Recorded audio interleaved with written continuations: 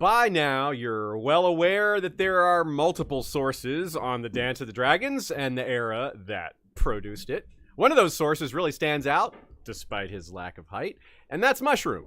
His contributions to the historical record are particularly entertaining and dramatic because he had a flair for humor paired with unusually intimate access to the private business of House Targaryen and those closest to them, like House Hightower, House Strong, and House Velaryon.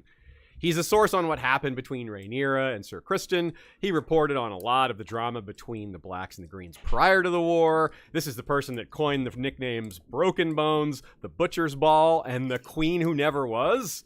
His versions of the stories have to date been a major part of House of the Dragon, and I'm sure the showrunners and writers love to incorporate his version of events when possible because his are often the most entertaining, but they're not always the most accurate. But that's part of what we're here to talk about today.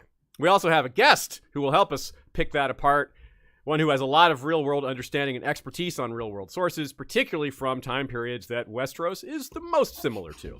This is certainly of particular importance because Mushroom frequently competes with other sources, differing substantially at times, which heightens mystery and debate, giving supplementary takes at other times, which helps us form a larger, more complete version of events. And of course, there are times where Mushroom is in agreement with other sources, which helps us gain certainty. As well, we must consider that, though Mushroom and other sources are cited often, there are times when no sources are cited. This is sometimes because they all agree, and it would be repetitive to point that out every single time. This would also happen when there's only one source, because that also would be repetitive to cite every single time. We know where Mushroom was most of the time, however. So, for example, when we hear about the doings of Rhaenyra and Daemon on Dragonstone just after the breakout of the dance, we can be fairly certain it's coming from him, because he was the only source to have been witness, or potential witness, to what transpired there. But that doesn't mean he's telling the truth. With all these layers and levels to consider, no wonder we brought in a heavy hitter of a guest. However, in addition to helping us sift through all this, she's going to throw us a twist, the idea that maybe he didn't exist at all, that Mushroom might be a pseudonym. All that and more on this episode of History of Westeros. Hello and welcome, everybody. Indeed, we have our excellent returning guest, Dr. Kavita Mudan Finn. Welcome. Thank you for having me. I'm glad to be back. Yeah, right on. Yeah, we're going to have a great discussion today. You got a huge round of applause from folks for the last time you were on, and you've been around the A Song of Ice and Fire podcast circuit a bit. Why don't you speak to that for a sec? Yeah, I was on Learned Hands after the very end of House of the Dragon, and we had a great discussion about adaptation, about historical sources. Some of the stuff that I'm going to talk about today is related to things that I talked about on that particular episode, but there shouldn't be too much overlap. There's going to be one or two things, but shouldn't be too much. Cool. And what is your day job? Describe that for everybody. Well, at the moment, actually, my day job is as a freelance editor and indexer of academic books, which is a very strange job to have. But my background is in medieval and early modern literature and culture. I work primarily on England, but also on France and Italy.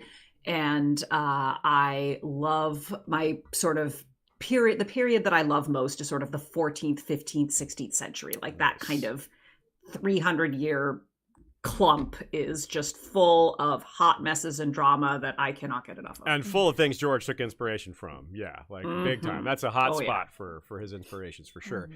If you're watching live, you can also see that Ashay is on camera today. And of course, we have Sean as well. So we got a nice group of 4 today. I was like, yeah, I have to show up for Kavita. It's my favorite guest. So yeah, I gotta be here. Right on. Thanks as well to our friend Nina, whose contributions are always so valuable to us. This week on her blog, there's a post that is not to do with Westeros. It's on the Coburg family of Brussels, and it involves our friend Stephen Atwell, who's been a guest, I think one of the most frequent guests on the history of Westeros. So that you'll want to check that out. Nina usually writes about A Song of Ice and Fire stuff, but she writes about other things as well. And this is an example of a real world take. She's also had a recent post on what if Sansa had received the Wolfpack speech instead of Arya, and how that may have affected her or not going forward at the time. It was relevant. Cool. This episode was voted on by patrons.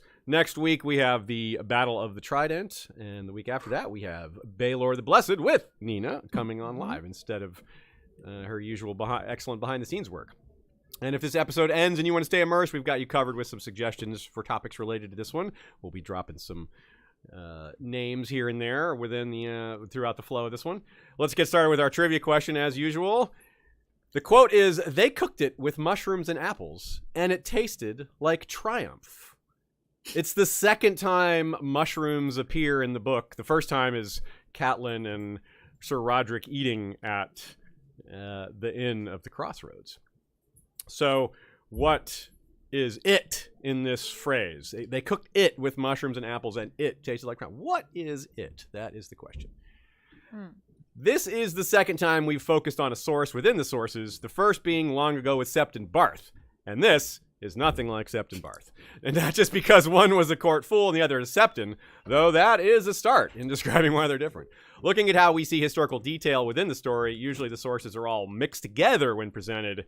And though you might get a sense of biases and styles and attitudes, there's nothing quite like focusing on just one set of takes, looking for patterns and just drilling it down and seeing it that way is a much different look. In this case, it's a often pretty large and frequently humorous set of takes, which is part of why this one is so special and worthy of an episode and our guest. So let's get started with Who Was Mushroom? Quote. I'm so not ready. Here we go. A dwarf 3 feet tall with an enormous head and an enormous member to go with it, if he is to be believed. Mushroom was the court jester and was thought to be a lackwit. Therefore, the worthies of the court spoke freely about him. His testimony alleges to be his account of the events of the years when he was at court, set down by a scribe whose name we do not know, and it is filled with Mushroom's tales of plots, murders, trysts, debaucheries, and more, and all in the most explicit detail.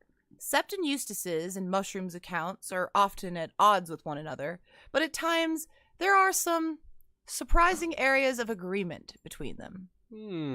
That last line in particular is we're going to shine a light on that today, but also that line about the nameless scribe. That is, would you say, Kavita, that's part of your theory that maybe this isn't just one person or isn't who they say they are at all? Absolutely. Yes, that's a big part of it. The fact is, I mean, most of the sources that we get from medieval Europe in particular were written down by nameless scribes. Or at the very least, even if someone whose name we know wrote them down originally, they were copied by nameless scribes. And one of the things that I think that we don't have in Westeros or in Essos, as far as we know, is the printing press. So anytime a source is copied, you introduce one layer of human error. So if assuming that the testimony of Mushroom has been copied 5, 6, 10, 12 times, the version that Fire and Blood is based on, or the version that Fire and Blood is drawing from, who knows? Who knows how many scribes had gotten to it in the meantime? I would assume there's problems like, maybe not in this context for Westeros, although maybe George works this in places that I'm not thinking of, where phrases just change. Like the word, a phrase, or there's some meaning behind a certain sentence or a turn of phrase that loses that meaning 100 years later. We would not know what that refers to, or that it has more context to it. Yeah, exactly. Like words change, phrases change, languages change. People get things wrong. Like there's one particular instance that I am. Oh, hi, here's my research assistant. This is Gwen. Yeah, she's very cute. She can come and hang out. Yes. So, so there's one particular instance that I'm especially fond of talking about, and I brought it up in a couple of the essays that I wrote on House of the Dragon and adaptation, where this actually happened in a printed chronicle, not even a manuscript one. So you can imagine how much easier it is in a manuscript chronicle when you're writing it out.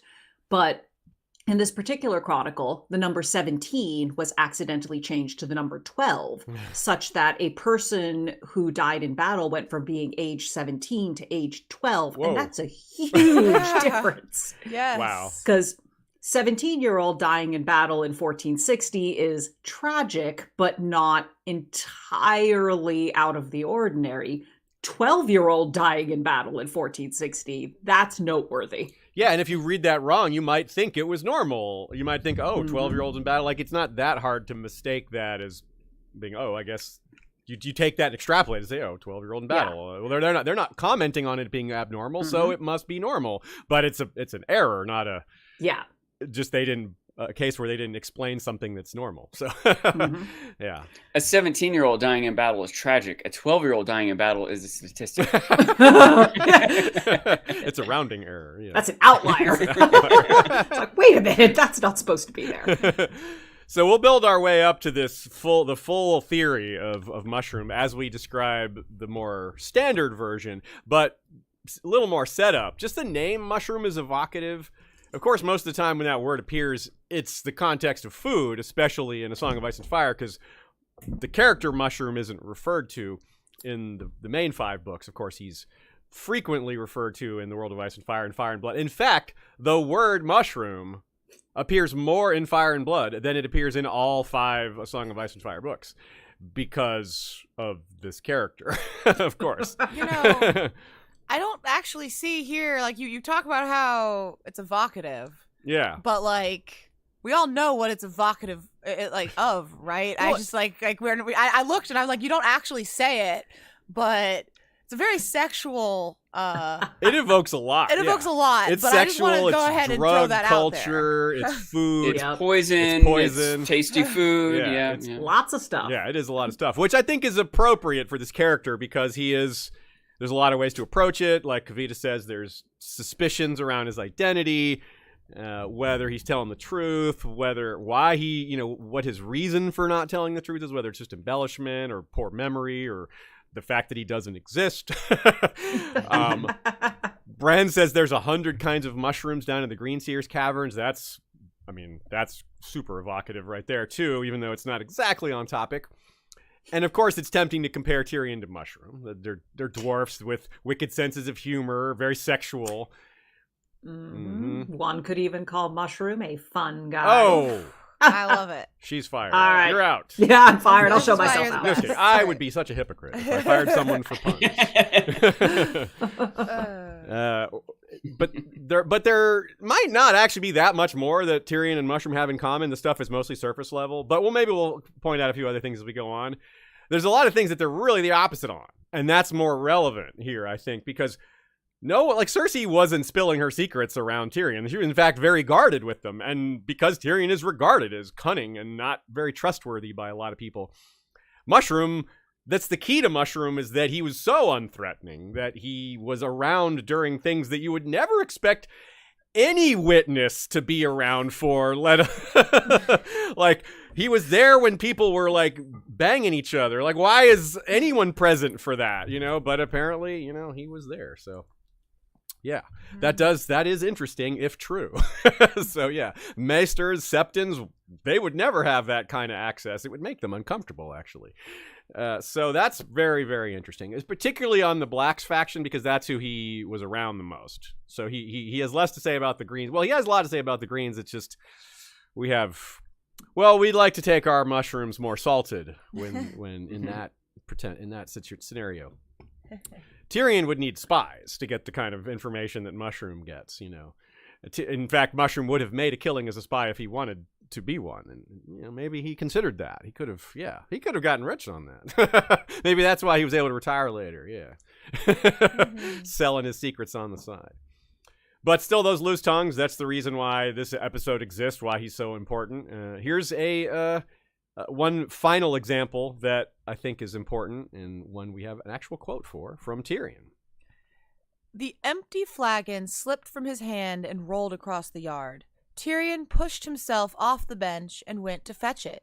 As he did, he saw some mushrooms growing up from a cracked paving tile. Pale white they were, with speckles, and red-ribbed undersides dark as blood. The dwarf snapped one off and sniffed it.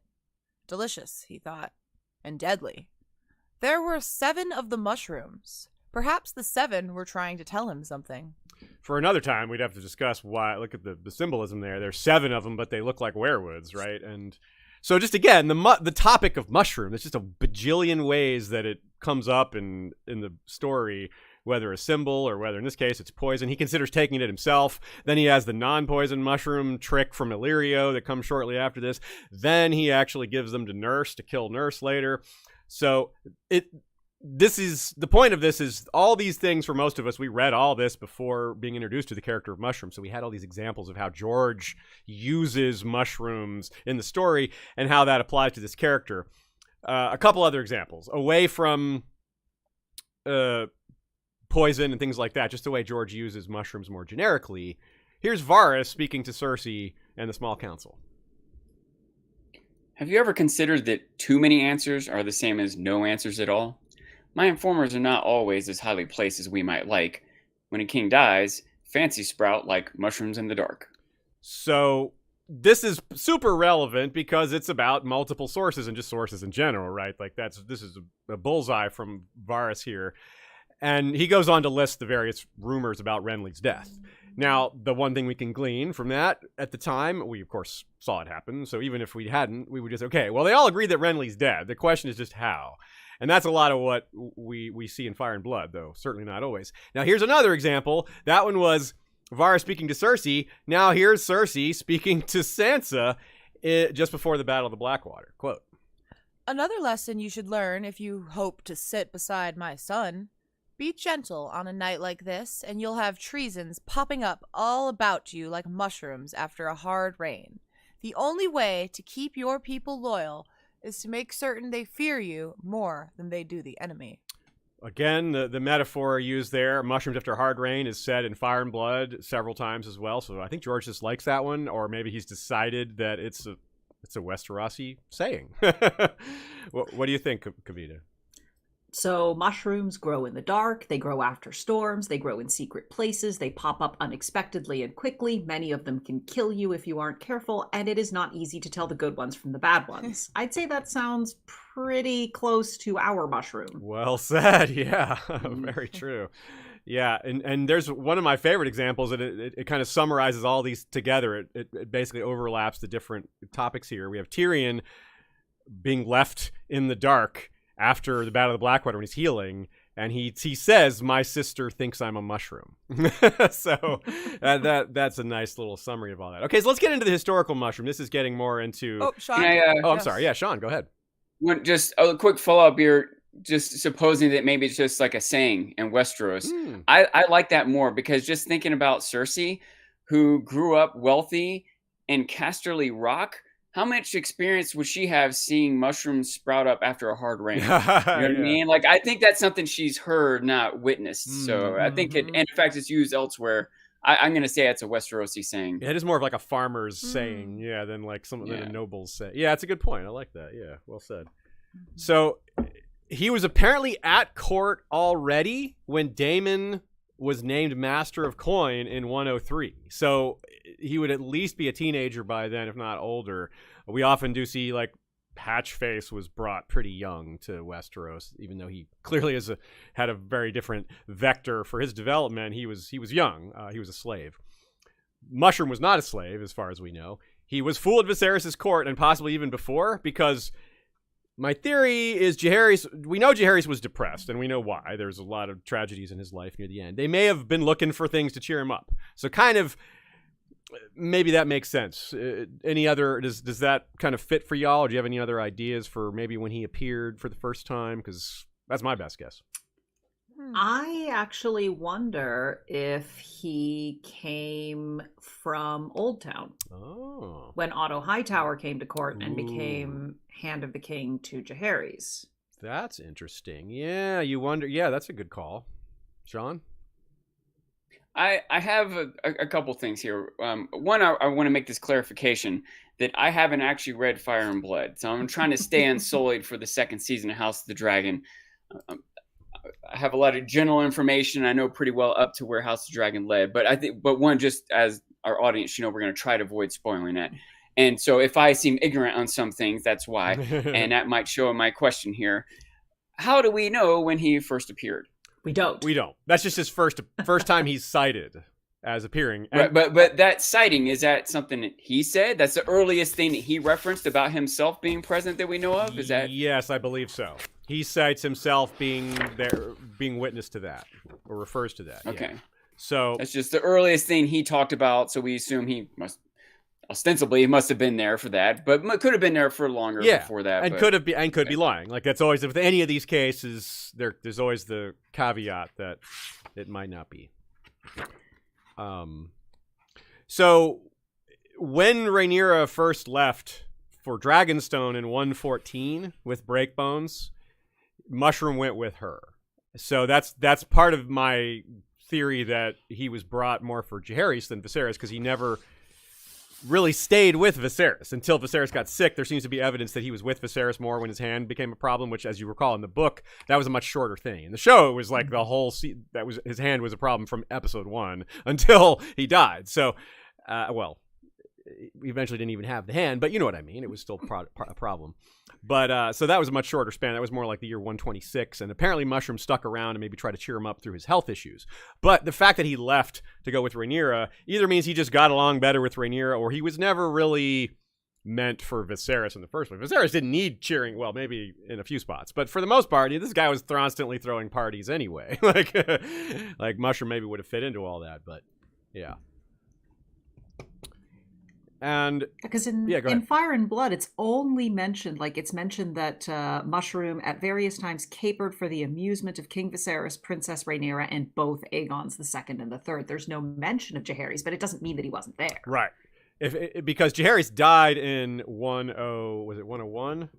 104 or 104. It's 104 in the show, I think, but 10.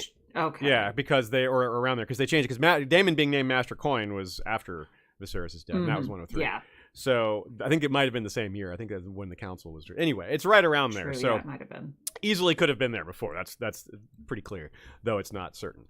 So he's gonna. What's interesting about him as well is that he would outlive pretty much everyone involved here, which is part of why I think he may have only been a teenager. Because if you add too many more years to him, you're talking about someone in his 80s or 90s, which is not impossible by any means, but you know. I don't know about him capering about so much. Yeah, it gets less likely. Yeah, and of course he lives on in a metaphorical sense because he was a source, right? Mm-hmm. So I have this question, Kavita: is there anything in the real world about like a jester or an unusual source besides outside of the normal historians and academics and things like that?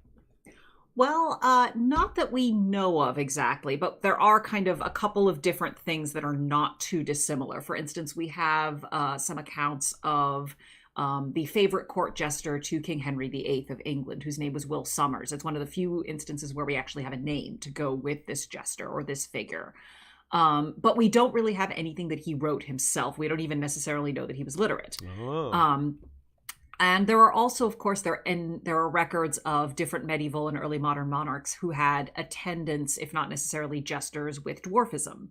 That was considered, I mean, horribly as it is, it was considered a status symbol. It was much like having kind of your own sort of. Sometimes they would bring in enslaved people, and they would have like their own kind of little motley crew of attendants, and it's deeply disturbing from a modern perspective, but it was a thing that's on record as having been done in a number of different royal courts, particularly in Spain, particularly in France. But Queen Mary I of England, whose mother, of course, was Spanish and whose husband was Spanish, is reported to have had a dwarf amongst her ladies in waiting. Do we have any idea why that became a status symbol? It just seems so odd.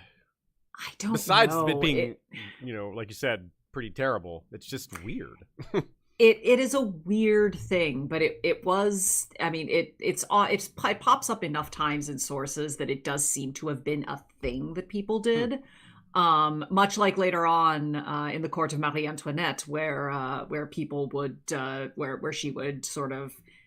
She had this entire little village built where she would go and try to be left alone and pretend to be a shepherdess. Which, I mean, it's sort of like 18th century cottagecore, basically. But which, on the one hand, like, that woman has been maligned tremendously after her death, and I don't know that she necessarily deserved it. But royals had really weird hobbies, I guess, is the takeaway from all of this. My thought on that was that it would be something that's kind of rare, and it shows that your power must be far-reaching to get to something that rare. You know, it's unusual. Like it's that they. I'm sure that there were some monarchs who treated their attendants better than others, but it was kind of like part of a menagerie. Like it's again, like it's awful, but it kind of is how people were viewed. Interesting. So we might also say one commentary about Mushroom is that his takes are overly sexualized. But could we argue that takes from septons and celibate orders like maesters are under-sexualized, or maybe at least not framed properly or misunderstood? What do you think about that? I mean, my suspicion is, I at least think that in the case, in this particular case, looking not just at Mushroom, but also at Gildane, who is writing about Mushroom, the Meister's celibacy makes them even more likely to assume a sexual explanation for anything, because they assume that all women, and that's women with an asterisk, because they could apply this to someone like Laenor Velaryon. They could apply this to some, like, anyone who of any gender who is not a Meister or a Septon. Are driven by a need for sex, and more importantly, by an inability to control themselves. Like, it's this perception from the Meisterly class that anyone who is not a Meister is completely, like, a slave to their sex drive. Interesting. Yeah, okay. So maybe they're just, like, more ignorant of it rather than... Well, which is basically what you said. Yeah, yeah, that makes sense. Well, and also, and also, there's a lot of that contributes a lot to, like, they don't know how childbirth works. They don't know how, like, if a woman dies in childbirth, they just mention it as though it's nothing. It's like, no, there are many reasons why that could have happened. Yeah, there's just one death from childbirth. Isn't a very that's not a cause of death. That's a category. Yeah, there are things that there's underlying causes that are much more detailed and specific. Yeah, that's where something like the adaptational choices that they made in House of the Dragon come in, because all we know from Fire and Blood is Aemma Arryn died in childbirth, period. So they had to choose. And the fact that they took that and they made it into this incredible tragic linchpin for the entire season, that I think is an example of how kind of House of the Dragon takes a throwaway thing in Fire and Blood and expands it, not just in terms of plot, but in terms of theme. And that's what Mushroom is accused of doing at some times, just adding things here and there just to make it seem more interesting, whether or not it actually happened. Now, of course, with fiction, you can do that all you want, but we like the idea and to talk about sources. And I guess maybe what I was getting at with that other point is they're maybe less likely to include detail, to go into the explicit detail of, especially the septons of, like, specific sex acts and all that, but they do include it in Fire and Blood because they're including Mushroom's takes. But I wonder, but they always, maybe that's part of why they always say, well, this is Mushroom's take, we wouldn't write this. They always this is what Mushroom would say. This is not what we're saying. We serious academics, this is what Mushroom is saying. So Fire and Blood has this to say about this whole thing. Whereas Septon Eustace records the secrets of bedchamber and brothel in hushed, condemnatory tones, Mushroom delights in the same, and his testimony consists of little but ribald tales and gossip, piling stabbings, poisonings, betrayals, seductions, and debaucheries, one atop the other.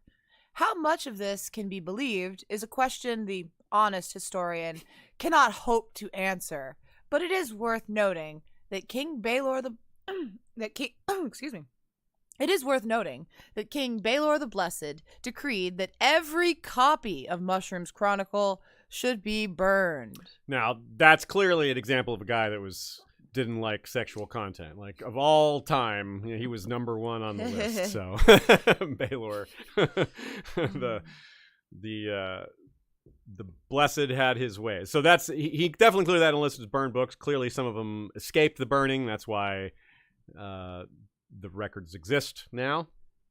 I don't want to justify Baelor too much, but to be fair, it wasn't just sexual content, right? There was a lot of this stuff aside from sexual content that paints Targaryens in a bad light. It's like extramarital affairs and on and on, right? I guess that's true. Yeah, that's a good point. It wasn't necessarily just him being like the morality police about it, but I do think that was the root of it. It was largely him being. I don't morality know that police, but if it had just shown the Targaryens in a bad light, but never showed any improper behavior, I don't know if I think Baelor would have targeted it. Like that might just be a happy accident. Well, He here's also something did too to that. consider. Think of the cynical angle when Baelor is announced or starts burning books. You might have certain people that use him as a vehicle to erase certain knowledge. To say, hey, Baelor, you should have this one burned. You know, this yeah. one's real bad, King. Like, look at you find some pious reason why, and then Baelor's like, yeah, throw that one on the burning pile too. You know, he probably wouldn't be that hard to convince on a lot of these cases. So. Yeah. Yeah. Especially if, like, I don't know, a book that's 300 pages, someone could read one awful line and, oh, yes, burn that one, and he doesn't know I or was understand the full actually on a context. school board book committee Ooh. where someone had done exactly that. One They line? had pulled like 3 random paragraphs out of a young adult book and were screaming about it in our local school district's Wow. library. And I had to come in and be like, no, this book is actually fine. This person is completely off their rocker. Context matters. Yeah. Context matters, Yeah. guys. Yeah, I mean, that's at work here. The Maesters are quick to point out that this comes from Mushroom, but they still include it because it's even it's part of the historical record. Mushroom wouldn't have been too welcome at Baelor's court. I don't know that he was into having a fool of any sort, let alone one that talked about sex all the time. He didn't fit in particularly well with Aegon III either, who didn't have those proclivities or much of a sense of humor for understandable reasons. But clearly Rhaenyra liked him because she kept him around, and maybe Daemon as well, because if Daemon didn't like him, he may have been like, get rid of that guy. And I don't know if Rhaenyra would have argued too hard to keep him if Daemon was unhappy. And Viserys was clearly happy with him as well, even though he stayed around Rhaenyra the most. So, Kavita, you have some great notes here. Take it away on this subtopic. So there are plenty of medieval and early modern monarchs who tried to ban books or authors who said things that they just didn't like. Some were more insistent than others. But if we're talking specifically about banning books, the monarchs that I immediately think of are the Tudors. But it's worth keeping in mind that they were also the first English monarchs who had to deal with the printing press on a large scale. So, for instance, under the previous monarchs, Edward IV, Richard III, and at least for the first several years of Henry VII, who was technically a Tudor but didn't call himself that, there were only a handful of printers in the entire country, and pretty much all of them worked for the royal family in some capacity or another. But fast forward from there, from the sort of late 15th century to 1555. On the 13th of June, 1555, Queen Mary I issued an entire list of books that she decided to have banned because they were, quote, seditious and heretical within the borders of her realm. These were primarily Protestant texts. These were primarily religious texts.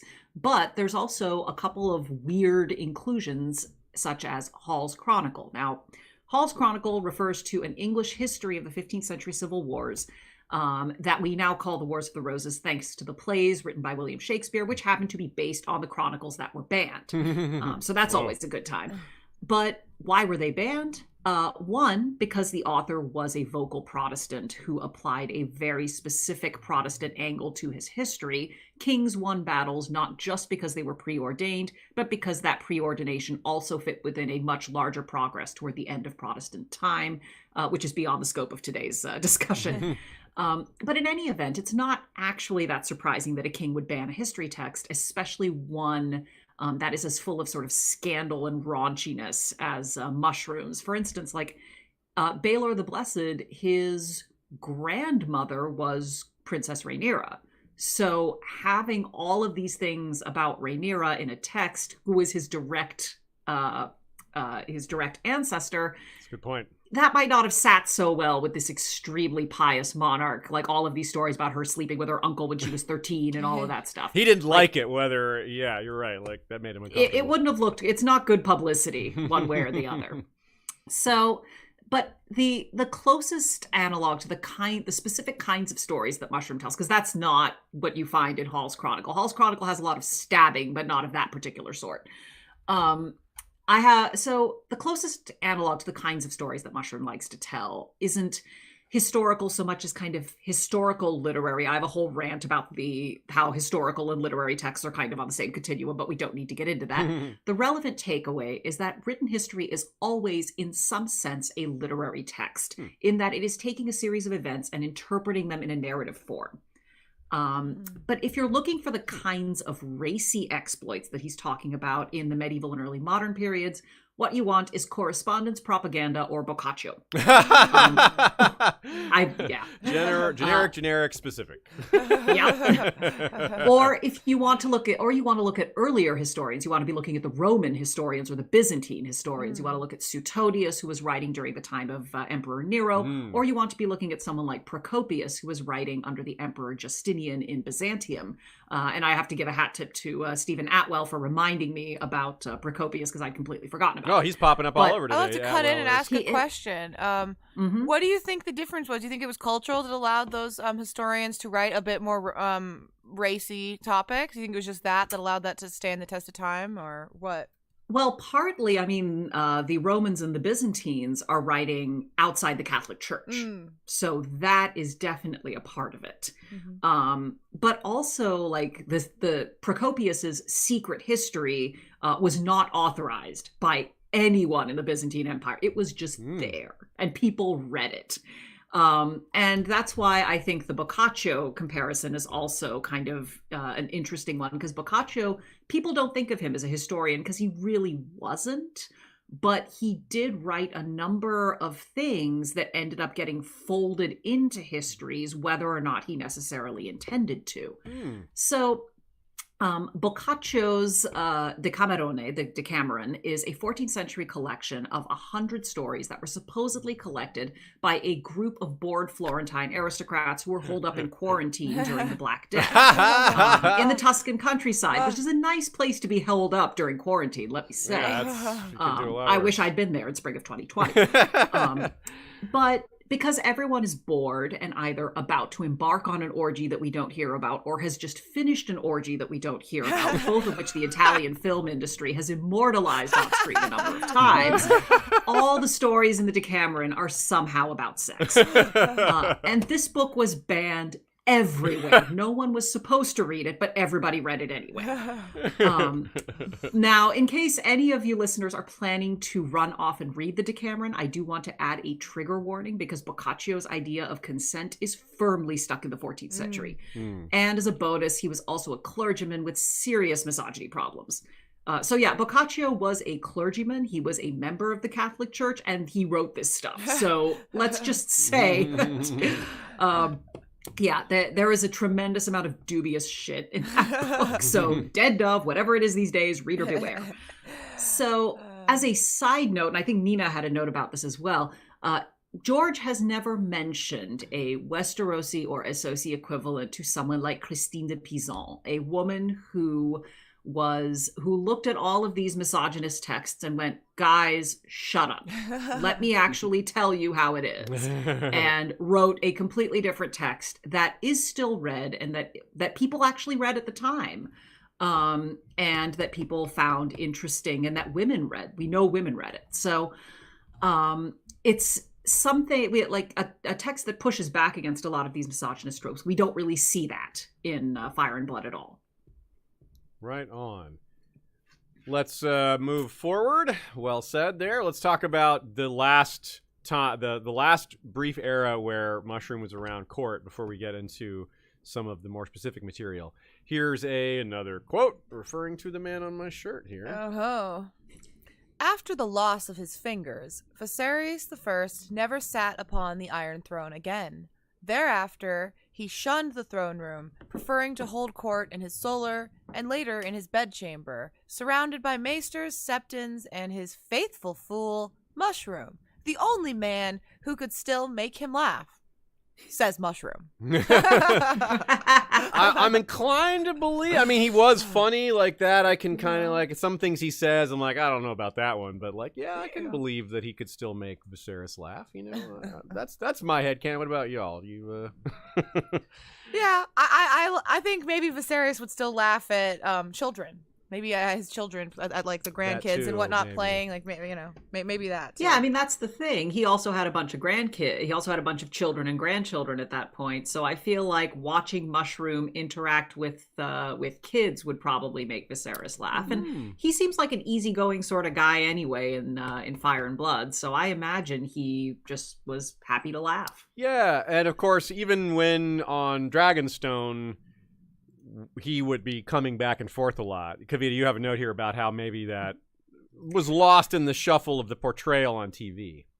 I think it was a little bit. I mean, partly this is it's completely understandable reasons. Dragons are expensive to film, and they wanted to sort of save them for climactic moments, and I get that. But one thing that I think House of the Dragon underplayed was how much time the Targaryens actually spent with or on their dragons. Because the impression I always had from Fire and Blood is that Rhaenyra in particular was constantly sort of flying between these different locations: King's Landing, Driftmark, Dragonstone, even Pentos, maybe even others of the Free Cities. We don't know.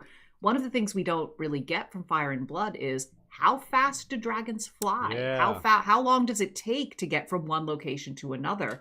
Because another thing that I confess I have been wondering ever since I first read Fire and Blood was what during that 20-year period, like 15 to 20-year period when Viserys was king, was he sending like Rhaenyra or Aegon or Aemond eventually? Like, was he sending people out to do diplomacy on dragons?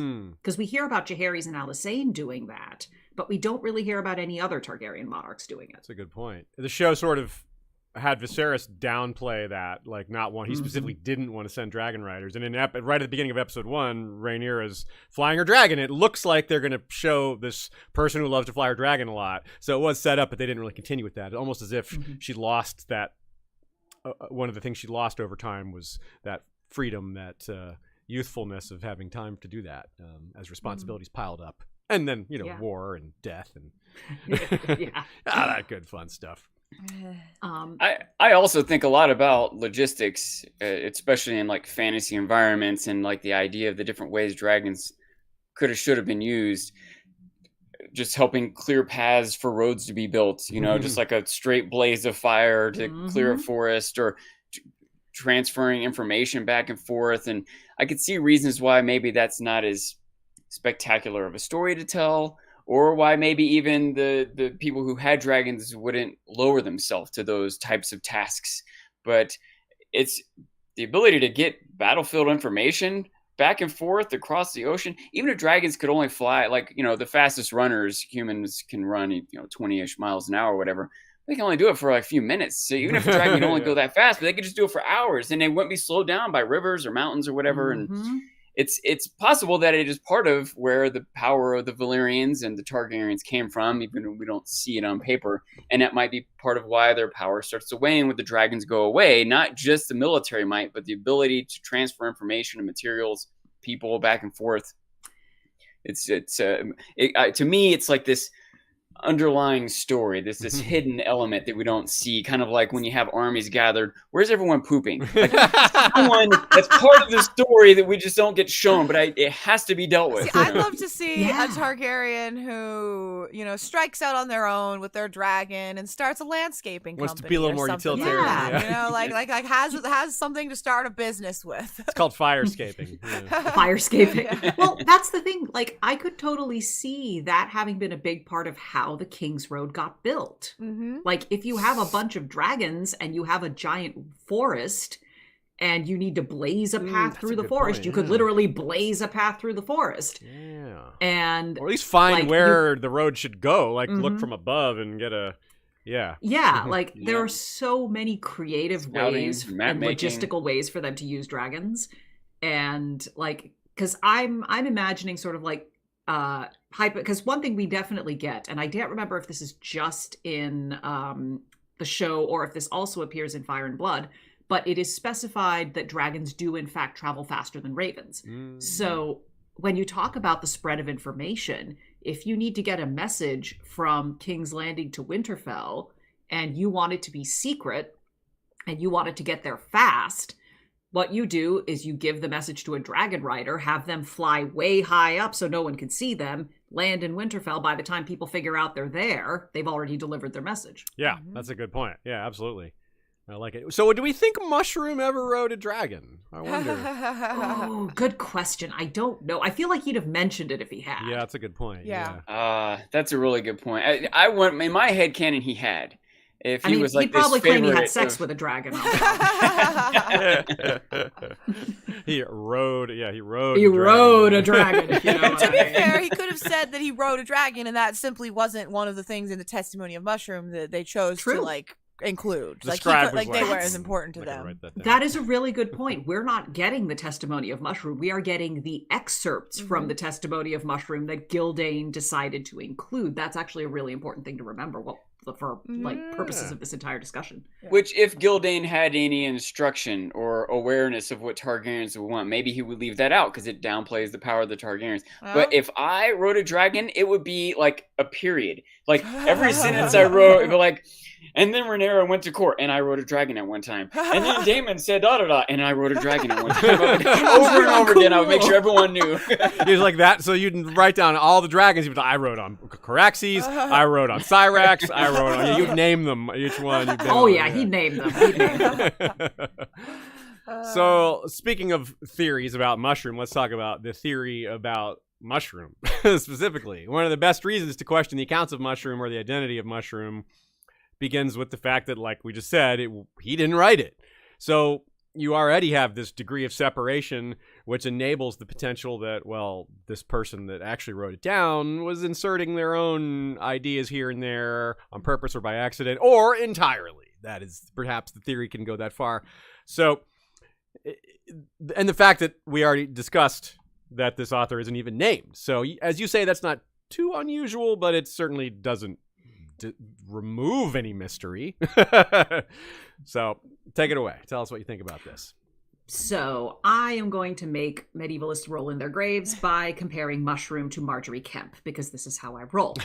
So Marjorie Kemp was a woman who lived a fairly unremarkable middle-class life in King's Lynn, which is a mid-sized city in England in the early 15th century.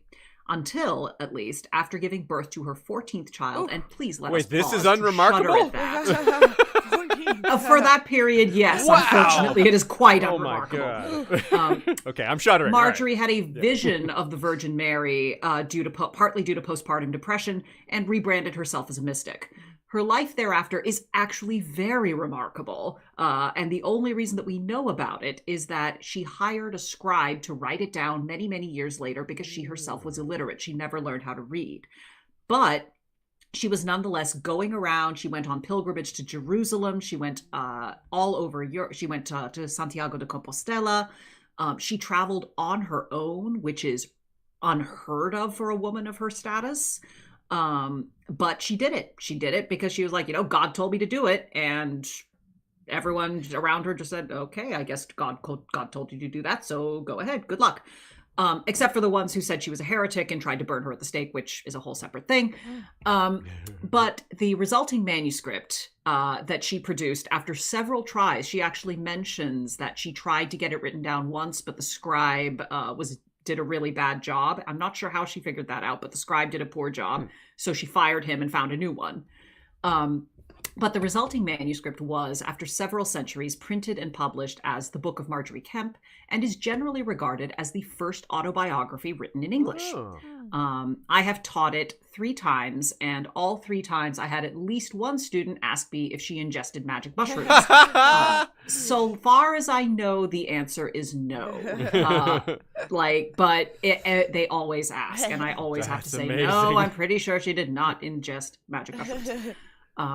Now, one of my favorite essays on Marjorie Kemp actually reads her work as a kind of fan fiction, and I encourage everyone to read it. It's a wonderful essay written by Anna Wilson, and we can link it in the show notes. I'll put it in the live stream chat for y'all as well. Lovely. But on the flip side, we have a historical chronicle from the late 15th century that has generally been referred to by the name of the monastery where it was found.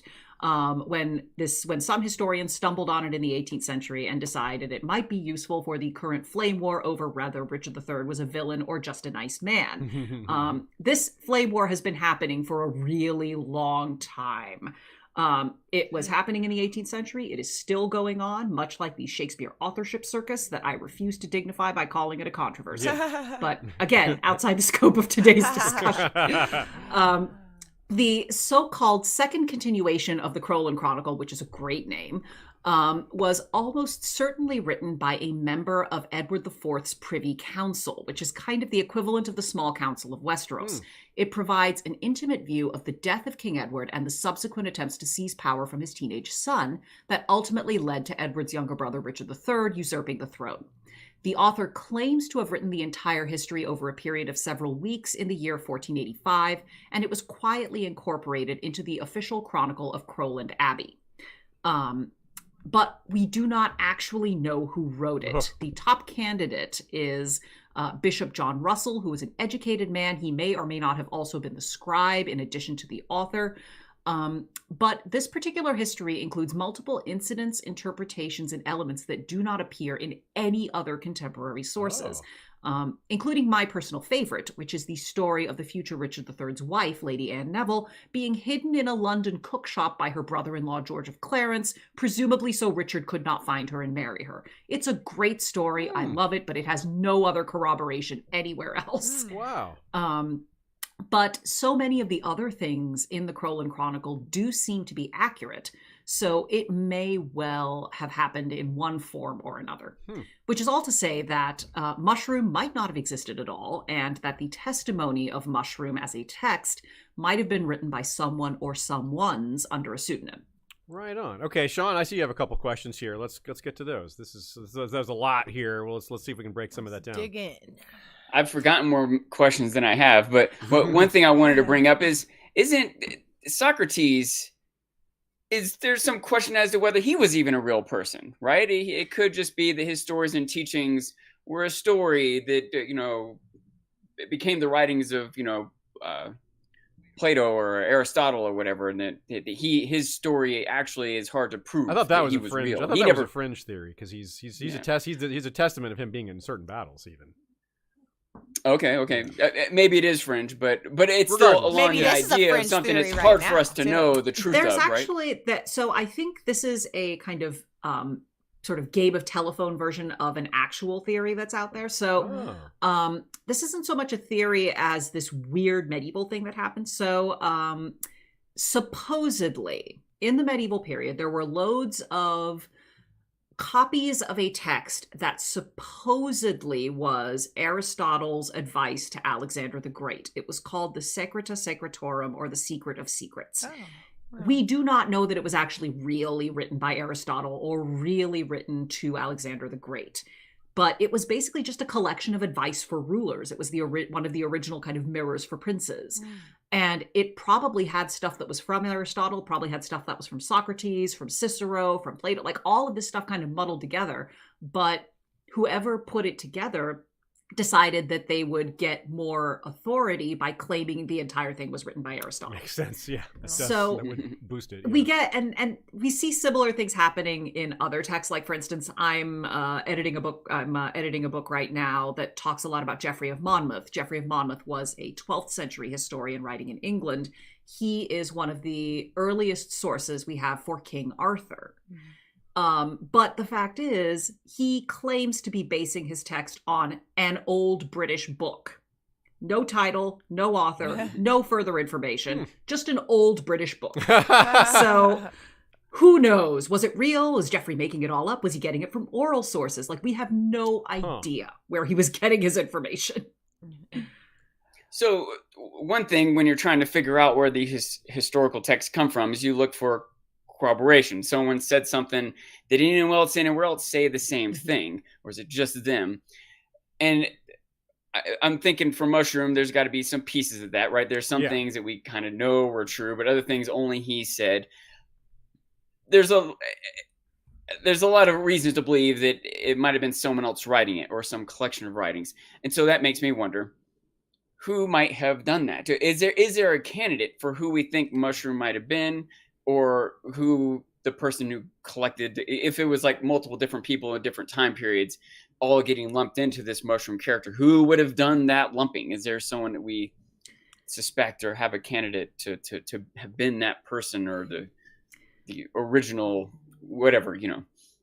I know who I would like it to be. I want it to be Lara Strong. Oh. I would love it if Oh, at love least it. some portion of it was like Laris just writing down stuff. Because we know he knew a whole lot. Yeah. He knew Yeah, tons of, and he had to have been keeping track of his information somehow. Like, Yeah. you don't just keep all of that in your head. The way to explain some of this knowledge would be listening through the walls rather than being in the Mhm. room as well. So Yeah. that is that's another reason why he would fit. Whether there's no direct evidence, as you say. That's what you want it. That's why you say that's what you want it to be, because we can't. It's all speculation, Yeah. but I But would it love fits. it if it were that. Yeah. Or in the alternative, maybe it was Otto Hightower. Yeah. Little Mhm. secret freak I At Otto. least in part, like Otto Hightower writing his burn book for Which I guess brings up another question: what are the motivations to conceal the author in the first? I think maybe Sean was going to ask Yeah, that. Sean asked, is there Yeah. a discernible agenda? Oh, yeah, And what's the like, agenda if we can here? see, like, if I was is gonna there say, an anti-Rhaenyra agenda in Mushroom's words?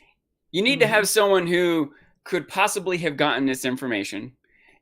You need to have someone who Or is willing would to have make it up. motivation to write Yeah. this information down, and someone who would want to be secret, or someone else who would have wanted them to be kept secret or whatever. So Loras seems like he could fit all those. Otto maybe could fit all I those. like one take here, by the way, from Brandolyn Price in the chat. I thought making him a dwarf was a sort of play on the small folk being behind it. The idea that it was the small folk who did this was interesting. Oh, I like that even Yeah, better. I think that's a actually. very Like, what fun the- idea. Yeah. 'Cause I- one of the things we know with a lot, in terms of real world examples, given how much time this account covers, given how many different contradictory details are in there, it may also have just been pulled together over time. It may well have been like a bunch of different individual accounts that were then compiled into a single book and eventually sort of circulated as a single text. I thought a lot about that too, but it couldn't have been. The Bible kind of fits that, except it was over hundreds of years. This couldn't have been over more than a decade or two, right? Because Baelor was only like a generation later burning this book, so it had to have been put together in a relatively short period of time, right? But I Yes. would also say that we don't. What we see in Fire and Blood, what was taken, like anything in Fire and Blood, could have been added. Yes, decades later, not within that decade. That's true. Whatever Mushroom did write, what people later on write about what he wrote could be even more like added on, Yes. or We also- whether meaningfully or not. Or, We also don't have cherry version picked. control. Yeah. Like if someone is given a copy of Testimony of Mushroom after the era of Baelor's burning, it could be edited from the original and they wouldn't know. yeah, Because it's the or only it copy could have they been have. translated. That's Yeah. the other thing. Mhm. You could have like a Google Translate effect Yeah. going. Oh, If it was yeah. printed, if it not printed, but if it was copied in Essos, maybe it was written in Valyrian. If it got copied back into the Westerosi Commentat, like there are so many ways because you're dealing with the preprint era, so to speak. There are so many ways for that text to get altered and no one to have any idea that it has happened. I had one other thought that I'm not knowledgeable enough about the details to call this a theory even, but just an idea. I wonder if Mushroom could have been like the Dread Pirate Roberts. It could have been different people over time. The Dread And Pirate it theoretically Mushroom. could have been in two places at the same time. If it was like a role, if they're in some costume and makeup, or just a role and not one person, but Huh. a role that's being played. Is that a possibility for this Mushroom character? And could that also explain how sometimes he knows things he shouldn't because he wasn't there? Well, maybe he was there if it was. Probably not two the different physical one people. because he's 3 feet tall and all that. It might be hard to Yeah, duplicate. probably not physically, but but literally. if we assume, like, because think about Varys, for instance. Think about Varys in the original series. He is also extremely non-threatening, at least in terms of physical presence, but he knows everything, not necessarily because of things he himself overhears, but because he has this enormous network of spies. So one of the other thing you could think about in terms of Mushroom is he's not necessarily the person who is witnessing all of these things, but he is the person who is gathering all of this information. Okay, yeah. Oh, when you're, as you mentioned earlier, like hearing things through the walls, Mhm. he might get stories from the Kingsguard. Like Yeah. Kingsguard Sure. standing, they hear something, and they might not even tell Mushroom. They just might talk to each other about it, but Mushroom overhears it. They underplay him. They don't even notice Still, he's standing though- there. He's so short. Yeah. Yeah. I still want to. I'm holding out for the potential of twin dwarves. That would be amazing. That would be amazing. More They would look the twins. same, and When they stand on on shoulders, they can pretend. When I put on a trench They coat, can pretend that they're a real Yeah. full-size person. Oh my God. But yeah, so in terms of kind of real world examples for this, I know I keep coming back to Richard III, but it's a great example because there's so much kind of mess around it and so much ambiguity. So there's another account. This is written by an Italian. It's written in Latin. It's addressed to a bishop who lives in Paris. And it's incredibly important because this guy was physically present in London at the time when this usurpation took place. So he could have been present for any number of the things that actually happened, but he doesn't have any close connections to the royal family. So a lot of what he's reporting may actually have been rumors rather than actual events. He also admits at several points that his English is not very good, which is not surprising for an Italian cleric who was writing in Latin, who would mostly have been either speaking in Latin or speaking in Italian. So, again, with the testimony of Mushroom, what we might be dealing with is a text that was sort of pulled together from a bunch of different sources. It could even have been sort of Mushroom writing down things he heard and eventually deciding at the end of his life, oh, I think I'll just sort of pull all this stuff together. It may not even have been stuff that he personally knew about. It was just stuff that he heard. I want to point out, just because it's a rumor, it doesn't mean it's not true. Just because it's a rumor doesn't mean it's not true. That's true. Well, so again, though, I guess there's certain ones where we can look and say, okay, this makes sense as why it would be said to weaken the lineage of Rhaenyra or Daemon or the Blacks in general. What are some of the maybe specific things that would tie this to maybe Otto or Larys, if you can think of any angles to it, or even if you have specific examples, that would be good. Or to troubleshoot the theory, anything that would remove the possibility of it being Larys or Otto. Yeah, sure.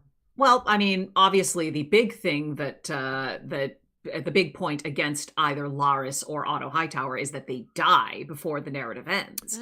But that's true. again, So that if we supports assume- my Dread Pirate Roberts theory. Exactly, the Dread Pirate Roberts theory is there, and also Yeah. just the general multiple authors theory that maybe they were responsible for some of it, but not all of it. Yeah, because as we said, Mushroom not only outlives pretty much everyone, he outlives them by a long time. Like he outlives. He does. He lives beyond the reign of Baelor, even, which is like 40 years after the dance, or 30 years after the dance. Well, the reign of Baelor begins 30 years after the dance and ends 40 years after the dance. So Yeah. to be clear. So really, it's hard to imagine. Like, even if one person did live that long, which they could have, it's absolutely possible for someone to live that long.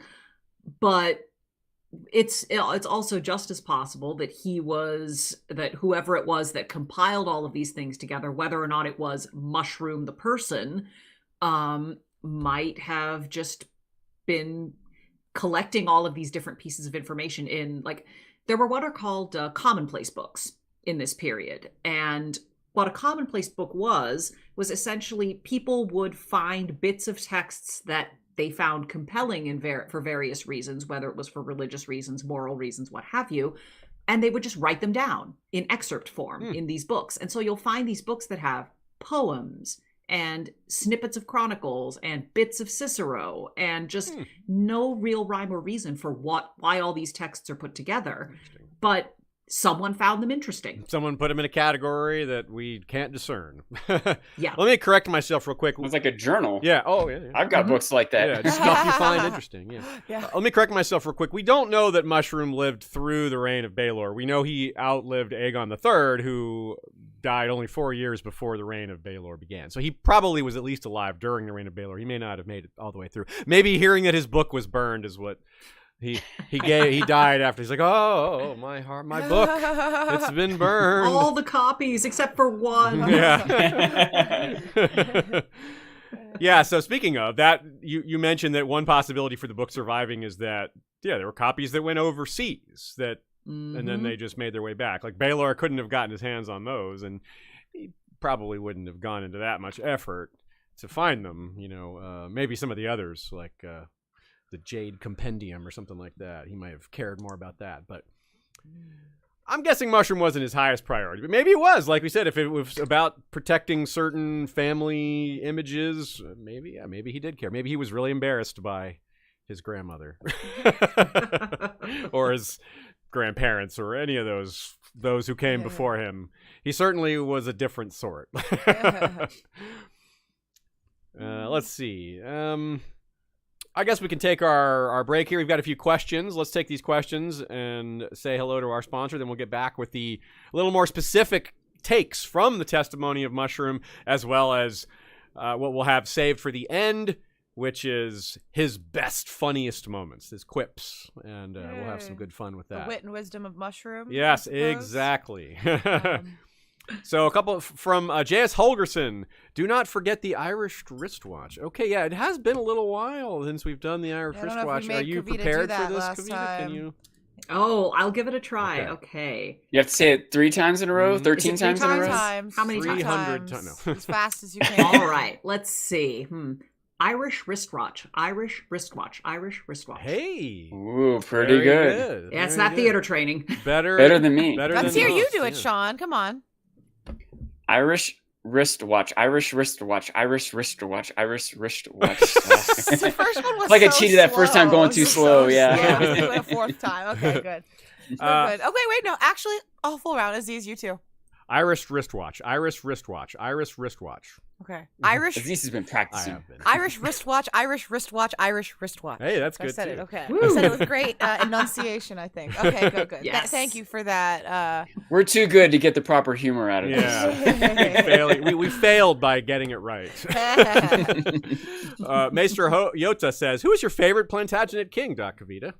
Ooh, tough call. Oh my goodness. They're all like, it depends on who is my favorite. Like, if you want to know who my favorite train wreck Plantagenet king is, or who my favorite, like, I think they were actually okay Plantagenet king is. Yeah, it's a loaded question. Like, who's the most interesting? It is a loaded and question. who's like the most like Likeable. you'd like the most? Because, Yeah, like the most. I mean, one of admirable. my favorites to read, probably one of my favorites to read about is Edward IV, because he had so much potential and it all just went out the window.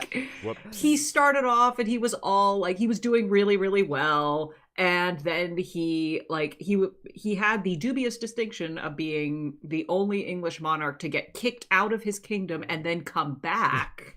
And then rule for another 13 years, only to die of presumably some combination of alcoholism and just who knows what. Hard living. But he's the Robert Baratheon kind of king.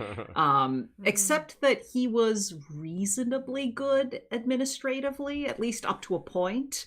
And he gets extra points for being a patron of William Caxton, the first guy to open a printing press in England. Oh, but nice. But yeah, he's probably one of my favorites to read about, just because his life is stranger than fiction. Like, everything that happens to him is completely unbelievable. You do not you look at that, you're like, what? Why? How are you real? But he was, and it's very bizarre.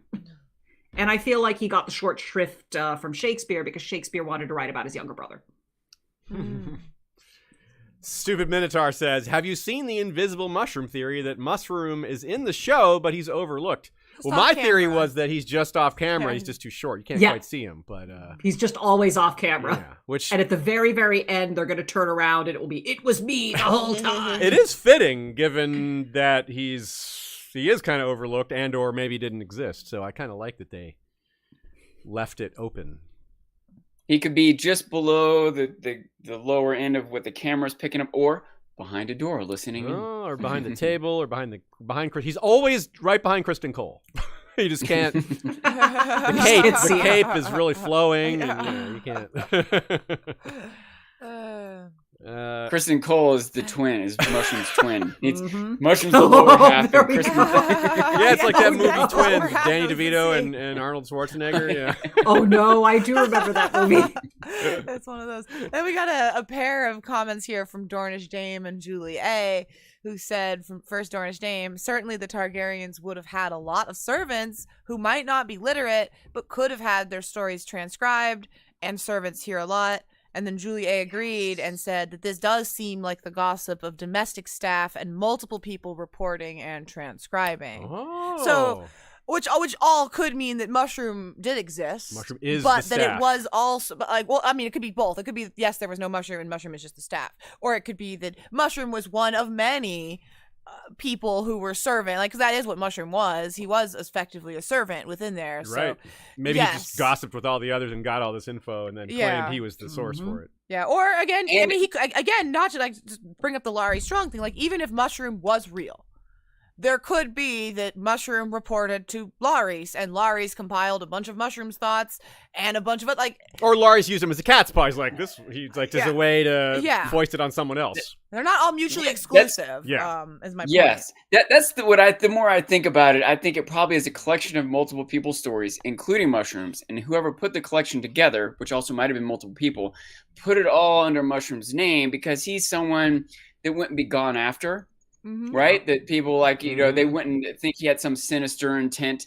He's someone that people would believe could have been present, would have this knowledge, etc. He's a I don't know, scapegoat's quite the right word, but Yeah. a good cover, A cover story. Yeah, even though, it's odd for someone so short to be your cover story. But Like Loras doesn't want to get his spies caught, so he's not going to use their names. He doesn't want to get the staff in trouble. He doesn't want to implicate certain people or limit his ability to use his spies. So yeah, Mushroom did it. Yeah, this is all. And since some were Mushroom, it makes it easier to believe.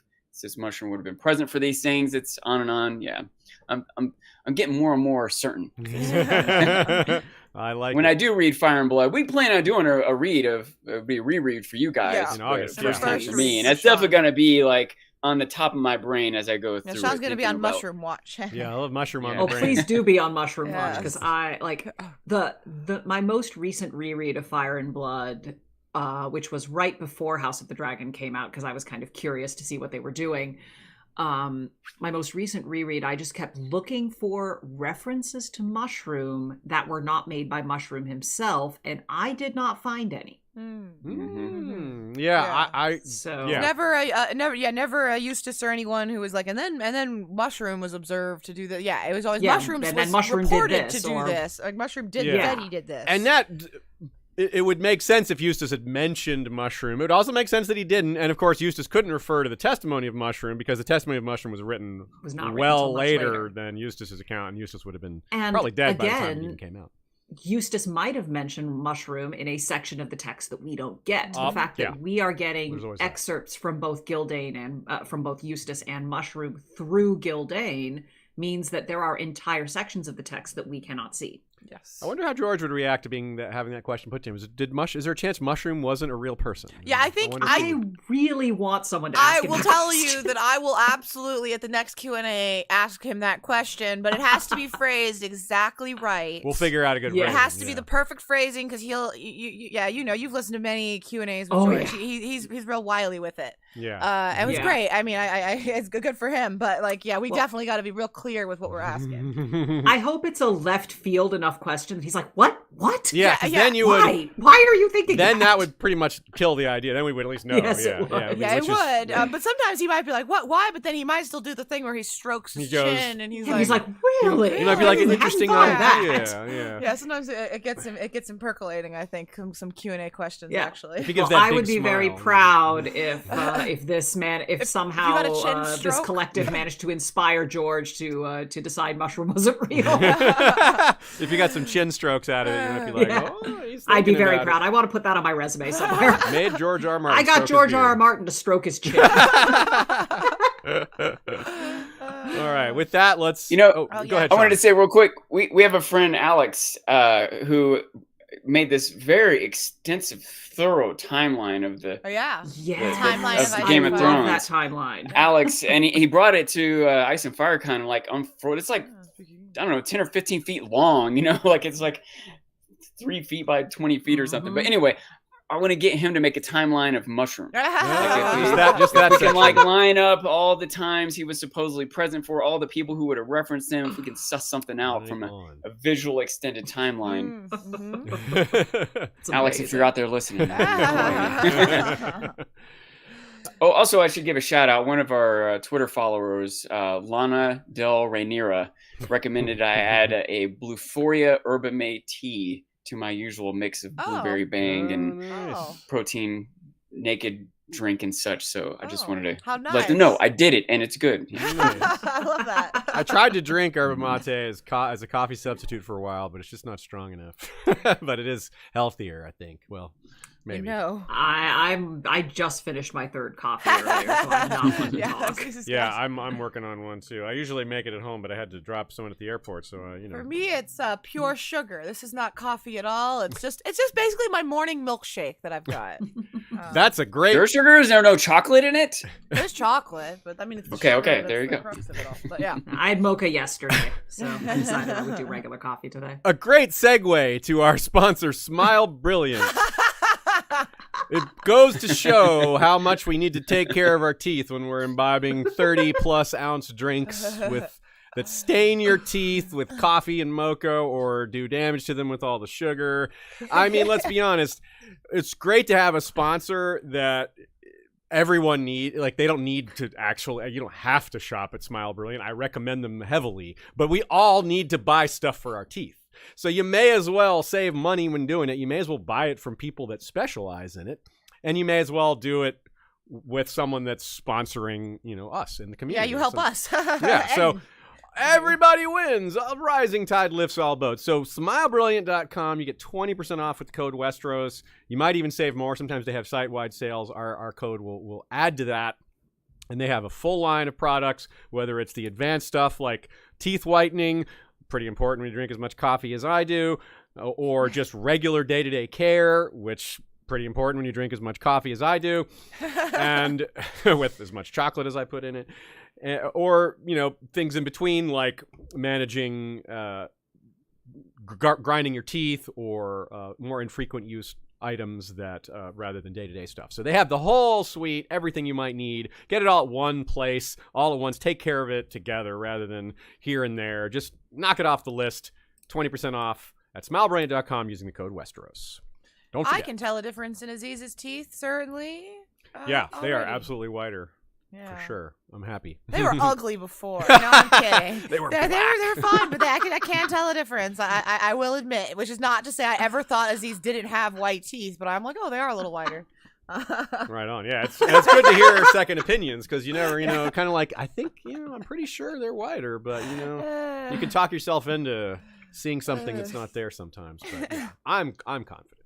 Anyway, let's move on to the actual testimony of Mushroom. Ooh. Here's a good example of one particular passage from it that will kick off this next set of discussions.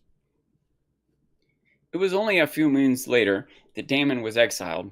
As for the reason, our sources differ greatly. Some, such as Runesitter and Munkin, suggest that King Viserys and King Daemon quarreled, for brotherly love rarely stands in the way of disagreements. That is why Daemon left. Others say that it was Alicent, at Ser Otto's prompting possibly, who convinced Viserys that Daemon must leave. But to speak more fully on the matter, Septon Eustace's The Reign of King Viserys, first of his name, and The Dance of Dragons that came after, was written by the Septon after the war came to its end. Though dry and ponderous in his writings, Eustace was clearly a confidant of the Targaryens and speaks accurately of many things. Mushrooms, the testimony of Mushroom, is another matter, however. So the first part is a good example where we have a lot of sources weighing in, and that's just interesting altogether. When we have something that's corroborated by a bunch of different sources, that by itself makes it really interesting. Mushroom was not a confidant so much as he was someone whom they didn't mind talking around. Like, he just heard things, supposedly. And also perhaps someone who embellished quite a bit. But this is a why not both. Something we've been running into a lot already, and we're going to continue to run into, where it could be made up, it could be supplementary, like we hear two things that don't actually contradict each other, but neither corroborates the other. Both could be true. So we have a lot of why not both examples coming up here. So Mushroom has access that the Septons and Maesters don't necessarily have, but he also has reasons to embellish because he's an entertainer. He's a court fool. Like, his job, his attitude towards life is to entertain and make people laugh and these other things. But wouldn't it also be true, Kavita, that historical records have arguably even more pressures to be dishonest or to protect deeper, darker secrets? Something that, like, will this entertain is, I think, a lot less corrupt than who is this going to harm, or am I going to die if I write this? Mm-hmm. And again, it's one of those where could be both, because history, depending on the kind of historical account you're reading, it was also intended for entertainment. I mean, Shakespeare claims that a number of historical monarchs were sleeping around when they may or may not have actually been doing that. And that was in a stage play, which was obviously not academic history, but the pervasiveness of the stories that come out of Shakespeare's history plays, you can't deny that. Like, people thought Richard III was a hunchback for many, many years before it was actually proven he had scoliosis. Oh, wow. So which is, you can see where that came from. It was an exaggeration of the truth, an embellishment rather than strict accuracy. Or even a misunderstanding. Okay. Yeah, maybe an honest misunderstanding. Except that that all the historians said, oh, he's a hunchback, and automatically that makes him evil. So that part. There you go. Yeah, the old tropes. They have tropes mixed in too, which is part of what you're saying. Like, even history has tropes, which is part of where you're coming when you say, well, it's meant to entertain, or it's meant to be entertaining, which that's something that really resonates with me, because I love reading history. I do find it entertaining. So that's like, that point just is very straightforward in a lot of ways. Basically, 16th century historians use literary tropes was my PhD thesis. Wow. In a nutshell. So you know this one particularly well. It's like, they used literary tropes to talk about women because they didn't know how to talk about women. Like, one of the most common ones is perhaps the evil stepmother trope, which we see that's like, that one's super old, and George uses it. I mean, Alicent is the evil stepmother in a lot of ways. In Fire and Blood, less so in House of the Dragon, because she's made younger. She's not that evil, maybe, and not really, and much younger, so she doesn't really fulfill the trope in that regard either. Again, I haven't read Fire and Blood, but just trying to clarify or be fair about the state of things. Is George using that trope, or is Mushroom and Eustace using that trope? I think he's having his characters do it, but other... It's... The layer, it's talking about Fire and Blood is complicated, because on the one hand, if you're talking about it in the out of universe sense, George is the author, he's the only author, and what he's doing within the universe is trying to create this multivocal text, which is actually very difficult to do. And that one of the reasons why I really love Fire and Blood, despite the many, many, many frustrations I have with it, is the fact that he's trying to do this, and this is fun for me personally. Yes, absolutely. It's like, this is fun for me. part of why I wanted to bring that up is because I feel George has a lot of influence on House of the Dragon, the show, and Alicent isn't being presented as an evil stepmother there. Yeah. And if I understand right, Fire and Blood is coming from multiple different perspectives, and so I again, not that there isn't this evil stepmother trope, but there isn't part of what's going on here. But I do feel it's more the historians in Martin's world, just like historians in a real world, using the evil stepmother trope more so than Martin using the stepmother trope, if that makes sense. Yes. And the other thing to keep in mind is that the age difference between Alicent and Rhaenyra, even in Fire and Blood, is not that big. It's like a 9-year age difference. That's the difference between an elementary schooler and a college student. So... yes, evil stepmother, but also they are still kind of peers just on the very, very edge of being peers. Yeah. So, like, the age difference between Rhaenyra and Alicent is, for instance, the same age difference between me and my brother. We're 8 years apart. So, for a long time, probably, yes, Rhaenyra was a child and Alicent was much older and mature and sort of living the life of an adult. And so her marrying Viserys under those circumstances would have been less obviously egregious than what happens on the show, where she's his daughter's friend, and the two of them are contemporaries, and it's implied that they're about the same age. Yeah. So that's just a flat out change in some way, Yeah. Sean. So that's something to keep in mind. Is the age change was part, and the making them friends is completely not in Fire and Blood. That's not just a different interpretation. That's just a flat out change. Yeah.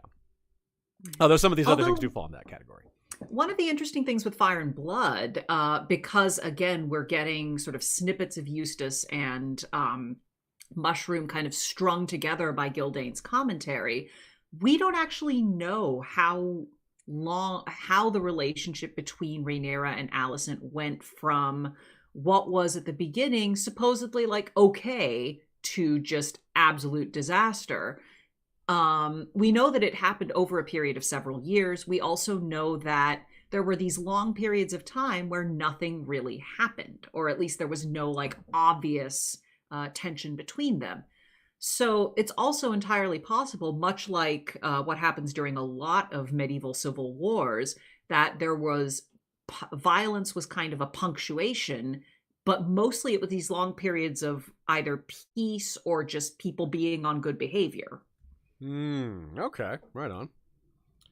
Let's talk about some of his best/worst/biggest claims. Some of these are really wild. Some of these are really funny. Some of these are possible. Some of these are possible in the book and not so much the show, but we'll keep that in mind as we go through them individually.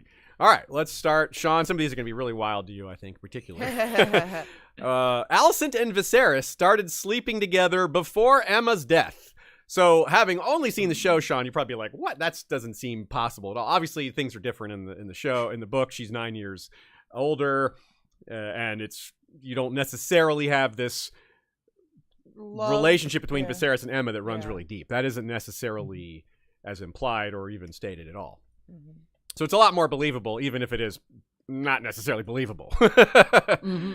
It's also an indication it may be someone who wants to discredit Viserys or Alicent or whoever might have Both. started this rumor or whatever. Yeah. Yeah. It I mean, shows, that discredits both of them, really. it speaks to. I mean, if we're talking about Mushroom's agenda and who he's anti and who he's pro, well, this doesn't make Alicent or Viserys look good. Yeah. So this seems like something that Otto would not It have. does. It doesn't Yeah. seem like included as a Otto would have story, included yeah. it. Unless he's throwing some red herrings in there to throw off the scent.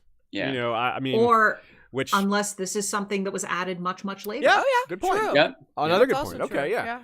Yeah. Also, Mushroom suggests that Alicent performed services for the old king, which is Mhm. Eep. Yeah, not likely. we needn't dwell on that one. Yeah, it doesn't.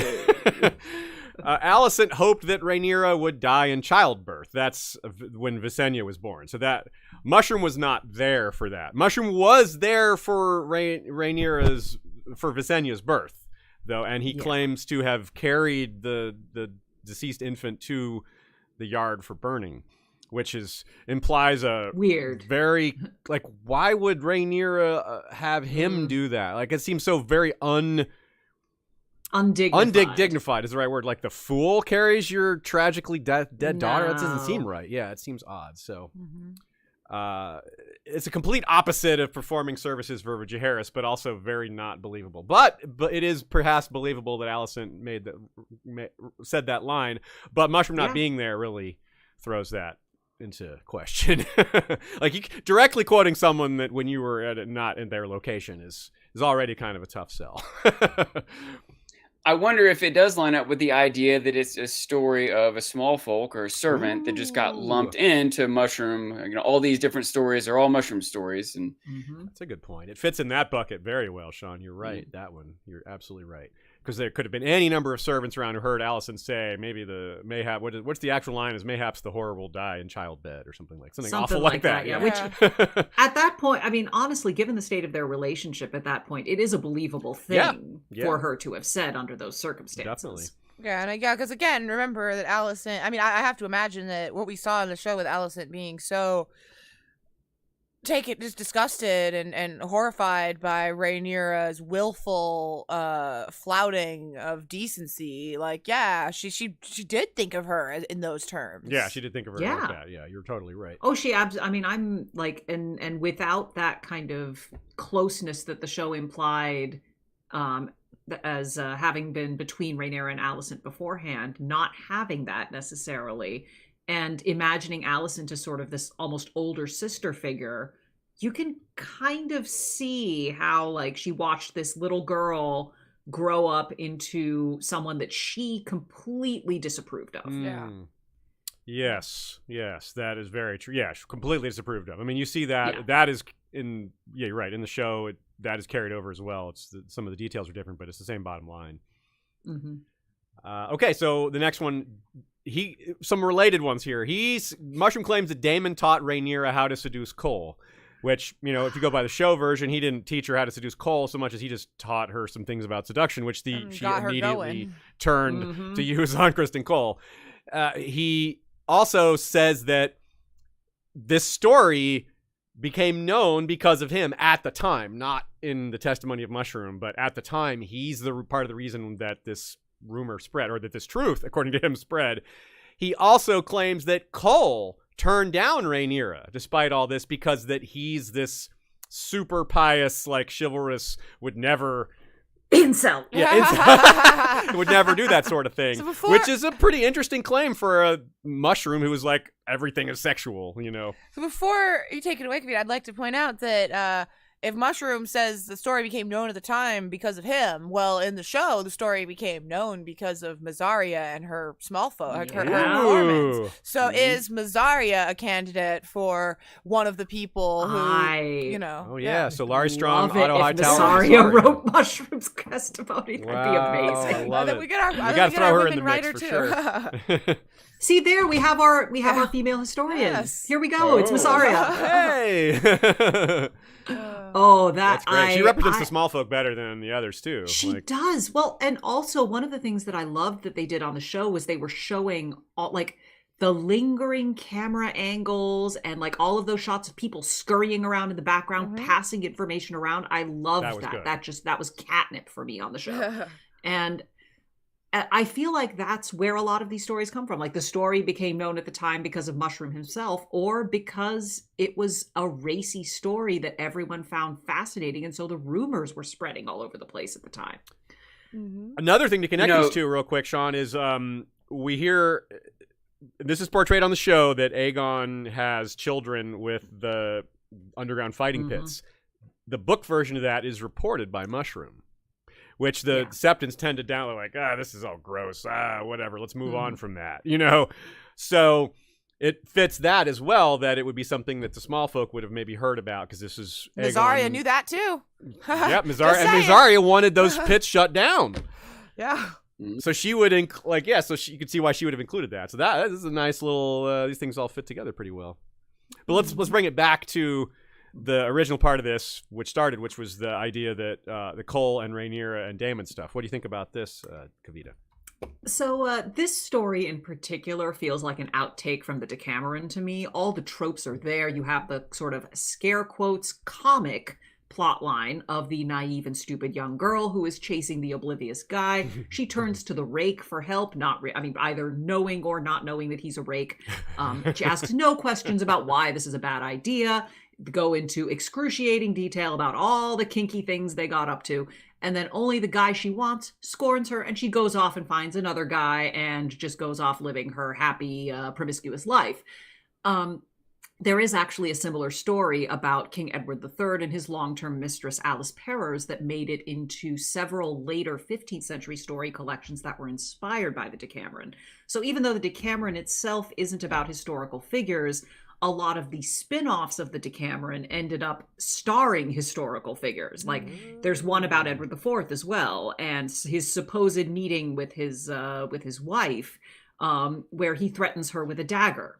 And she says, "No, I am too good to be your concubine, but not well born enough to be your queen." Except he ultimately goes off and marries her. So, like, it's a very similar kind of story, and these are stories that would circulate about monarchs because people wanted racy stories about monarchs. They wanted to know that monarchs were just like them. And they got up to the same nonsense that they did. Like a much later example, we also have, this is a 19th century example, but King King Francois I of France, who lived in the early 16th century, around the same time as Henry VIII, was cast as the villain in a 19th century play by Victor Hugo, the same Victor Hugo who wrote Les Miserables. This play was called Le Roi s'amuse, or The King Amuses Himself, and he tries to seduce the daughter of his court jester. So, hey, relevant. Only it all ends in death. Not the king's death, but everybody else. So as a note for opera fans, this actually became the basis for Giuseppe Verdi's Rigoletto. And it's a beautiful, like, wonderful, wonderful songs, and the plot is awful. It is just about terrible men doing terrible things. Which is just to say that something like this story about Daemon and Rhaenyra and Criston Cole, it feels very sort of literary to me more than an actual historical account. Okay, right on. Yeah. The actual line from Mushroom about Criston Cole is that he was, quote, as chaste and virtuous as an aged septa. So not much wiggle room there unless he's just wrong or lying or something. Yeah. No sense of humor is what I'm hearing. Yeah. He also claims that the next thing that happened after she was turned down by Criston Cole was that she turned to Breakbones, and he claims to have caught them a bed, which is... What, is he just allowed to walk in to her room whenever he wants to? Like, this was a little hard to figure out logistically. I don't know how Mushroom puts it, but I like to think that Rhaenyra and Harwin were getting busy, in some not discreet places, not necessarily in the bedchamber. Okay, so just technically, like, he could have caught them a bed, but not in their bedroom. In bed. Yeah, not in bed. Okay. Just a thought on that. That's a good way to get around that problem. Yeah. I just like picturing, just like out and look, a little nook somewhere. I don't know. Mushroom or servants. Yeah, and servants. Yeah, Mushroom or someone serving as, the role of Mushroom or whatever, as we're supposing, could have been going through some secret chamber. Okay. Yeah. I like, and the servant idea works really well here too, as you said, because they could just be having to live, like, it's time to change the bed. Yeah, bring more coals into the fire, like do that. And like, whoops. Yeah, sorry, I didn't know you were doing that in here. Yeah, whoops. You're not supposed to be in this room even, Yeah. Yep. So, staying in bed, the Mushroom claims that Rhaenyra liked watching Laenor and Carl in bed together. This is one that you could just hear about as well. Like, technically, Rhaenyra could have remarked to someone that she watched them one time and enjoyed it, right? Yeah. Or she could have been joking. Yeah, it could have been a joke yes, taken out of context. Sure, I sure enjoy watching my husband with his dude. Yeah. The servant missed the sarcasm, or someone missed the sarcasm there. And there's a quote here as well that adds some context. Yet Mushroom contradicts himself, for elsewhere in his testimony, he claims that the princess would leave her husband with his lover on such nights and seek her own solace in the arms of Harwin Strong. Classic why not both situation. Yeah. Sometimes you want chocolate, sometimes you want strawberry. Sometimes you want both. Yes, exactly. So yeah, that's where he stops. Like, he doesn't say, okay, and also there was an orgy. Yeah.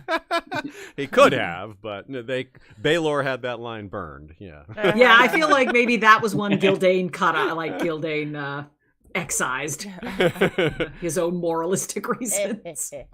He claims that Daemon and Laena explored Valyria, which is cool. And now the counter text evidence quote here is, we have abundant evidence the truth was less romantic.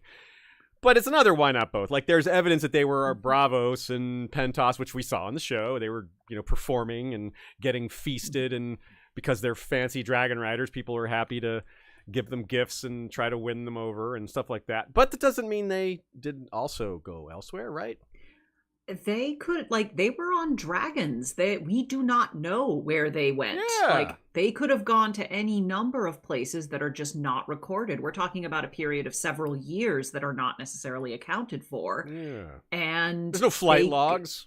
Yeah. There's no Westerosi FAA, so no one's keeping track of where the dragons are. Yeah. So that's, it's open. So I think we can't deny Mushroom here entirely. Based on the portrayal of Laena in House of the Dragon, I could totally see Laena really wanting to go check out Valyria. Personally. and she's got the dragon to do it. Yeah. Like Vagar could make it that far. And frankly, Daemon was like, even though he was portrayed as being kind of stuck in the library, he was reading about Valyria. Yeah, I could Yeah. could see the two of them going on a day trip picnic kind of, day trip picnic to Valyria. That's great. It's combining a lot of childhood fun, like it's the lava game, where you can't touch the floor. Yeah. It's just Lava game. actually true in Valyria. You really can't touch. And the floor. unlike the situation with Arya and Balerion, like you're talking two adult, capable dragon riders who have been bonded with their dragons for a decent amount of time. So potential, I don't think it's impossible. Yeah, they turn We around don't if it hear gets about it, bad, I don't think. unlike Balerion. Yeah, exactly. They could turn around if it gets bad. Arya's like, turn around, I don't have a mask. Yeah, pretty much. Yeah, Yeah, she got choking, infected by fireworms. Yeah, where Balerian's like, what? I can handle this. But yeah, I mean, to be fair, it could be they traveled to Valyria and turned around before they even got a quarter of a mile into the border. They could have gotten to the outskirts and not actually really Or these. gone far. Yeah, they could have flown over it and said, "Wait, there's nowhere to land. Yeah. Let's go. Yeah. Let's go find a beach." Or they were on an island nearby that had a view of it, Mm-hmm. a lot of options. Speaking of... Or the dragons resisted like they did at the wall. Ooh. True. That's also a possibility. Maybe the Oh. dragons were like, "No, we're not going anywhere Like, near that Balerion place." can go in there, but look what happened to Balerion when he went in there. 9-foot Yeah. wound. I don't want a 9-foot wound. I don't want a 1-foot Yeah, maybe wound. Vagar's like, "That's my brother's job, Yeah. dude. I'm not going anywhere." He told me how bad it was. Yeah. He told me in Oh, I dragon bet. speak. Yeah, I bet Valerian told Vagar, that dragons talk. Yeah, no, We can that's assume dragons right. talk. That's Why actually not? so Yeah. interesting to think about the idea that Balerion comes back from Valyria and communicates with any of the other dragons and tells Bro, them. where'd you get that or- scar, man? Yeah, no, that just makes me Guys, we sad. can't go home anymore. It's like, is that- Home is gone. It's as bad as they say. Yeah. They really set it on fire. Oh. Whoops. Speaking of curses and fire, Mushroom also claims that it was the sea snake who started the fire at Harrenhal as vengeance on the man who cuckolded his son. Not a Corley chance. started the fire. Yeah, no. I don't It was always cursed then, not the bro of Harwin. I feel like that one can go with the learned hands. Everybody died. So Yeah, I think we can. Yeah, that one's. I don't know about that one, Mushroom. Good fodder for humor, though. He claims that Adam and Alan are the children of Corlys rather than the quote official explanation of Laenor, which This is one That we I agree That's with. I think we're all pretty- agreed, yeah. except for Sean, who doesn't really know Adam and Alan at all. yeah, but you'll encounter you'll that come- next season, but you'll see. Yep. Yeah. But no, I absolutely just I really this is one that I'm 99% sure I feel that they're not Laenor's. And Yeah. Fire and Blood agrees. It's not like even this. Fire and Blood officially is like, yeah, this is probably true. Mushroom's probably right on this one. It just sounds so yeah. yeah, Gildane's like, this is one of the instances where Mushroom might actually be. Like I'm pretty sure even Sean can get why we feel this way because it's the idea here is that Laenor fathered bastards. Yeah. And Mushroom is like, no, probably not. Like, yeah, why would Laenor, Like yeah, a gay man technically- who didn't have children with his wife, have With his wife Yeah. that he seemed to care about and have an obligation to, but then with other random women? Yeah, it doesn't make Well, sense, does it? It's like And in Hmm. both the show and in Fire and Blood, you actually get the impression that Rhaenyra and Laenor had a decent relationship. Yes. It just wasn't a sexual one. Yes. yeah. So, moving on. Mushroom claims that Rhaenyra and Daemon named their child Aegon as a slight to Alicent and her Aegon, which That's is like, valid. valid. I'm yeah. sure, yeah. Yeah. I Hard can to see argue it. against that. I mean, when you name your kid Aegon when there's already an Aegon who's like, Yeah. like No, I think so. you can't not. You know, I gotta say- I'm afraid we did all watch season 8 of Game of Thrones.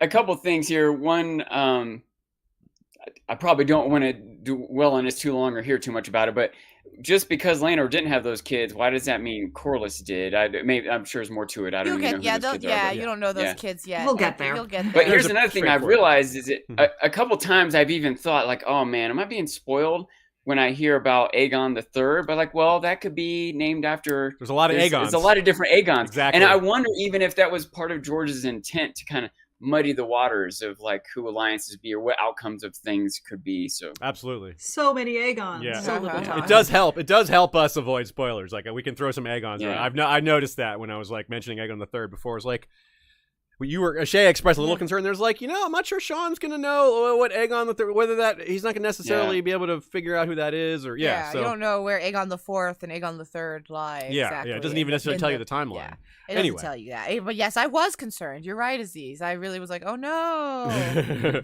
I was too, but then I realized, well, no. I thought that means that. Like, No, it doesn't mean that. It might mean that. Yeah. Yeah. So it's Mushroom as the source for baby Visenya being draconic and looking like all the different physical ailments that she was born with, and that goes along with him being the one to carry her to the funeral yard. Now, that one seems accurate based on the show having that. If we're taking the show as being, having something to go on. Yeah, and of course it's not the first example of that. Dany has it. There's like the ones from Maegor's wives who were maybe in that category as well. So yeah, this is well supported by other examples elsewhere. Here's the one we mentioned briefly before, that Aegon II sired 2 bastard children on the Street of Silk the same year his twins with Helena were born. That part is sometimes gets lost in the shuffle, that they were born the same time as Jaehaerys and Jaehaera.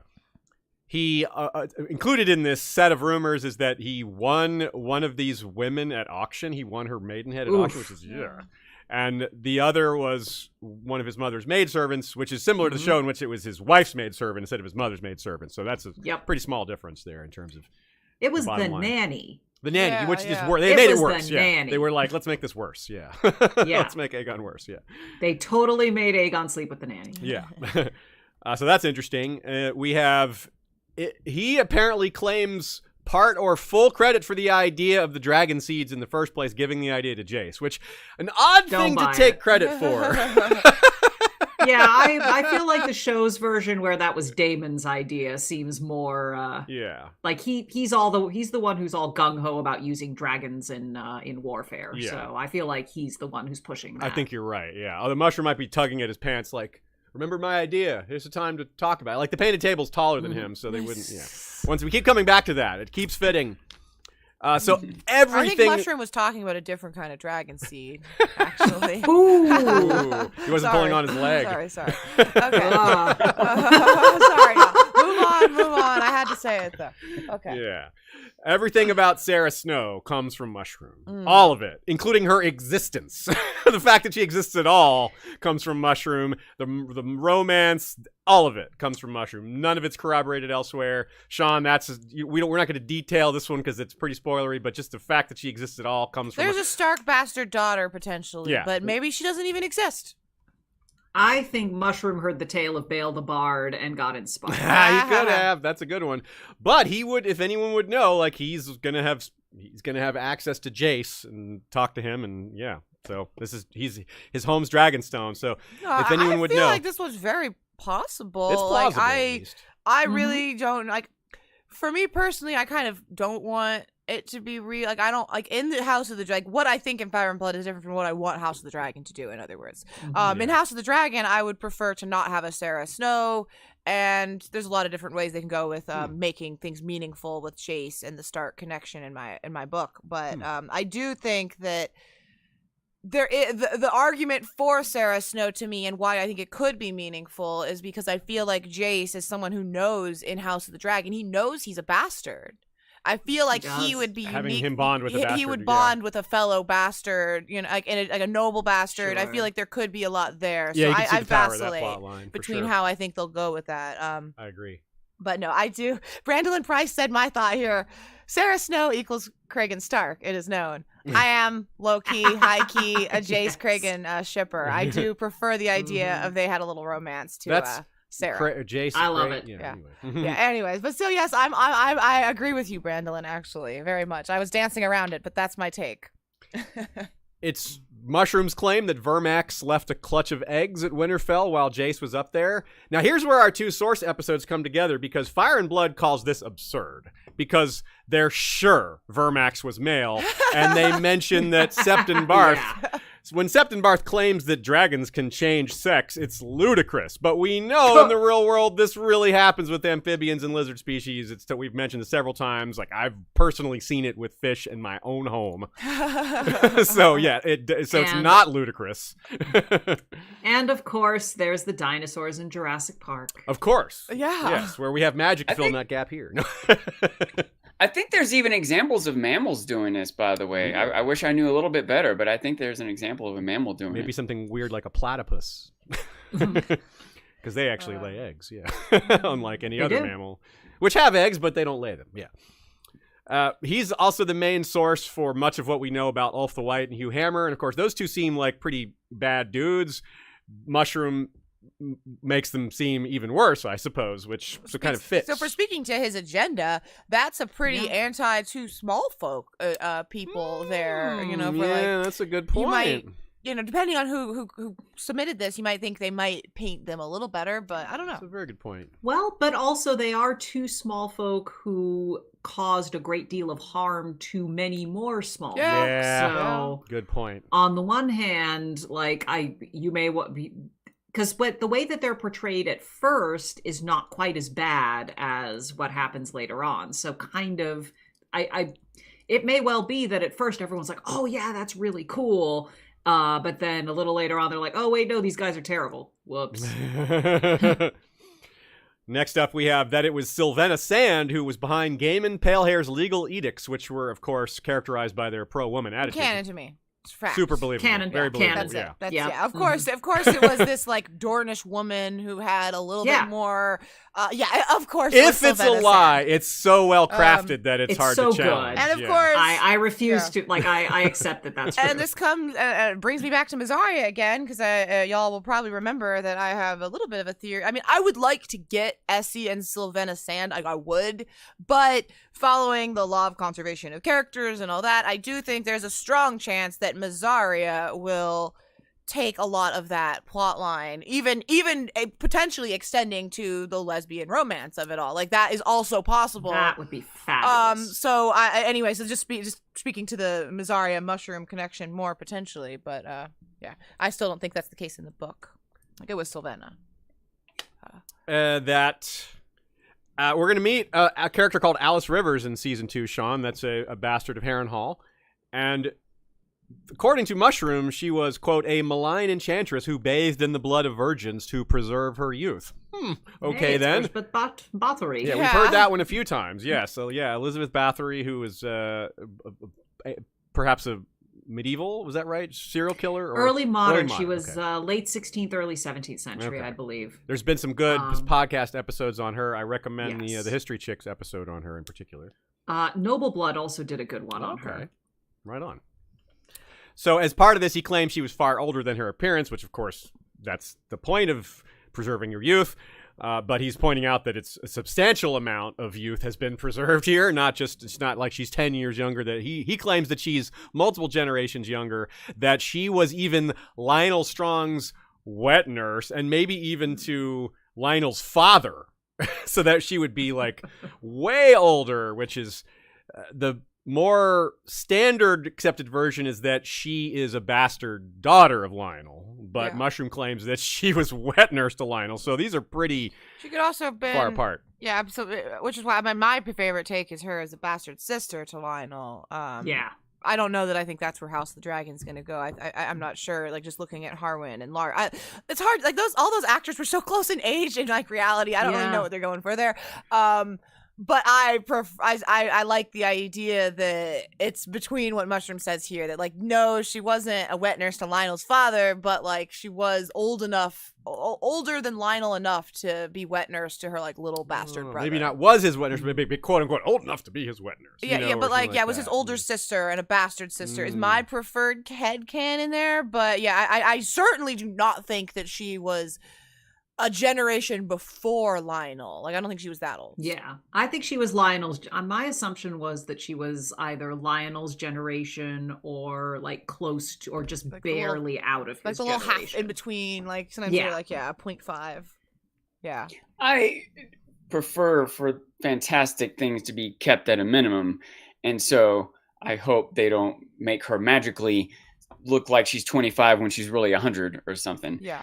But I can see the show like having these rumors about her if her character is suspicious in some way, or Yeah, someone if has she- it out for her for some reason. But Yeah, she is 50 and she just looks real good and looks like she's in her 20s, and then people say some things about her. Yeah, something like that is kind of more like in her 40s is kind in of this where I world, picture you it. have to keep it as a potential. Like Melisandre really Yes. is, I don't know, hundreds of years old, but that Melisandre like is playing a certain role in the show that and she's requires such a that. I don't know if this specific Rivers character. character needs to be 100 and she's only Yeah. whatever. Yeah. No. But she does have mystical associations with her. So calling her So a yeah. malign enchantress who bathed in the blood of virgins is an overstatement, but also not necessarily entirely inaccurate in that she did seem to have a magical association This that isn't I the think was only real. magical thing about her. We'll Yeah, put it not that the way, blood yeah. of virgins thing, but the part that like maybe she could see through werewoods, or maybe she did have green genes, or maybe she had something that gave her a magical edge. He claims I mean, she used. Harrenhal's right by the Isle of Faces. Yeah. Yeah. I feel like. Yeah, it's Yeah.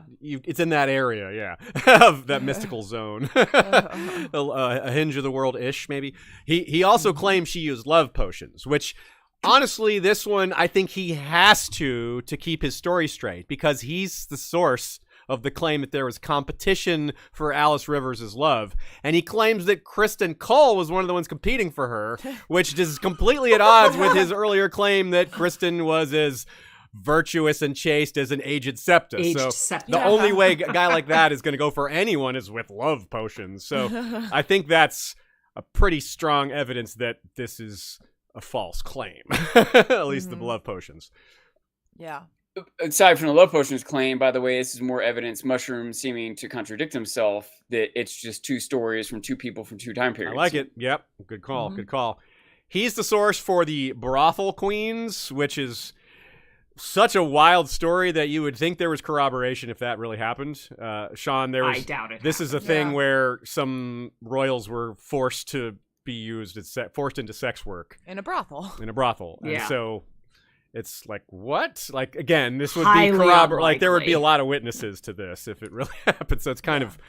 It could have been concealed after the fact, but it's hard to accept because It of would that. be hard to conceal something like Yeah. that. Especially for multiple women to have been forced into this.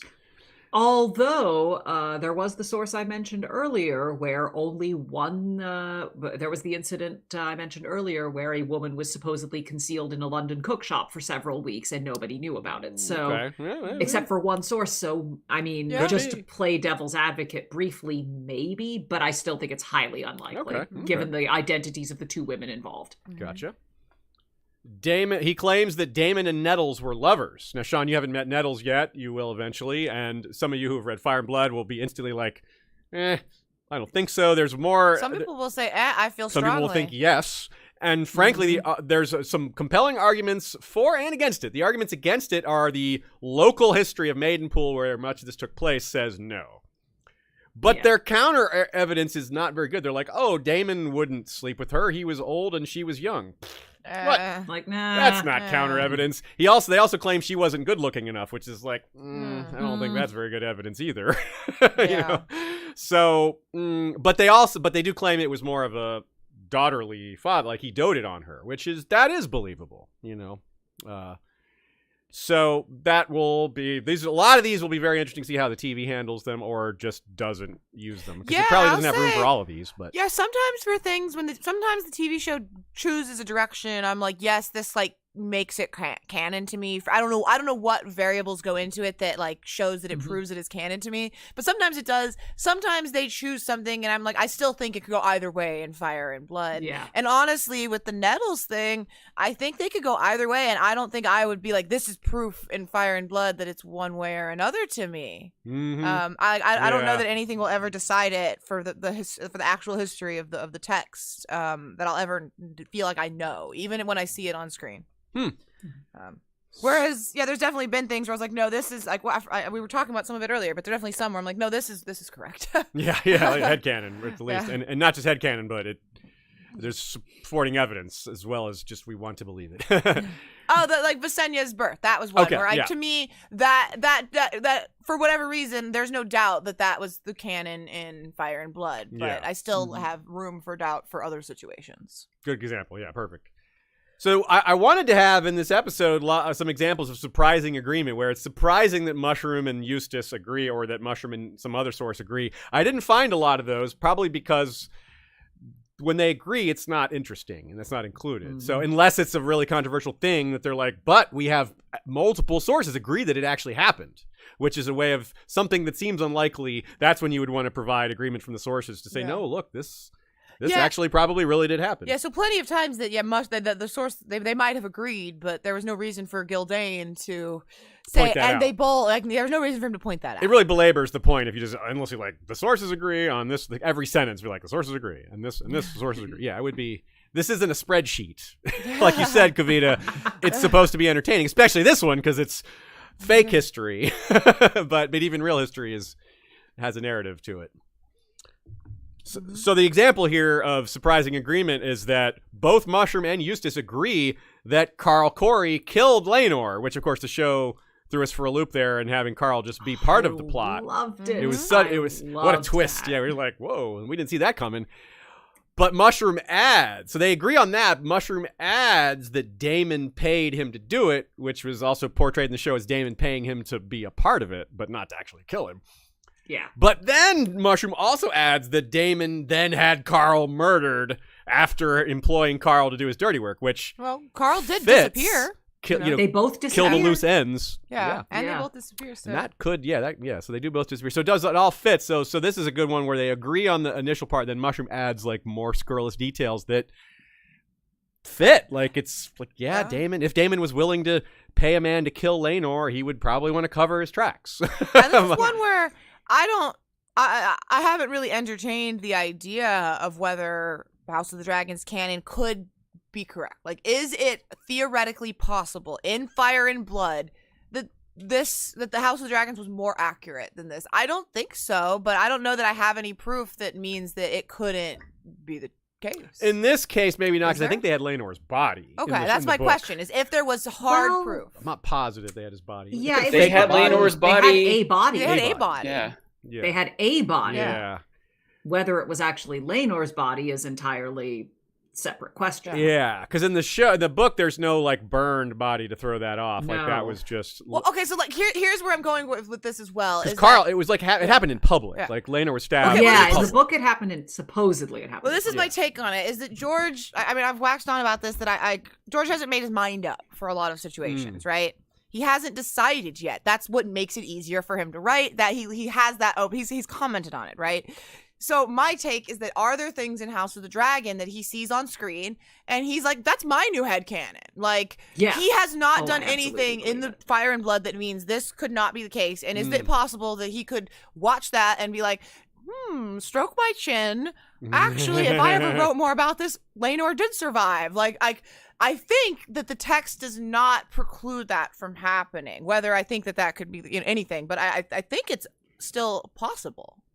Yeah. I say let's all propose the headcanon where Laenor goes off and becomes a gentleman pirate. Yes, I'm here on board with that as well. Absolutely. I still have not written Laenor off. His flag means death. Yes, I have not written him off of House of the Dragon either. I would like to see a wrap up on that. We'll see though.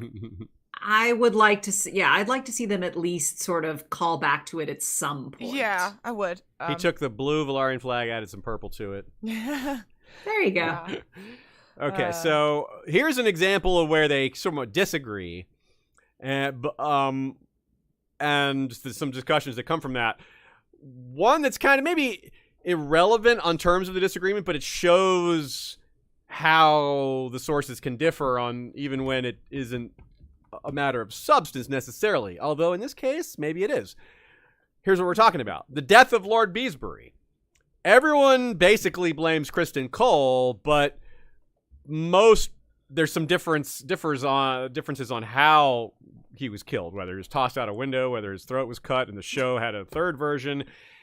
Only one dissenting voice there says Beesbury was arrested by Kristen Cole and died in captivity, and that's Grand Maester Orwyle.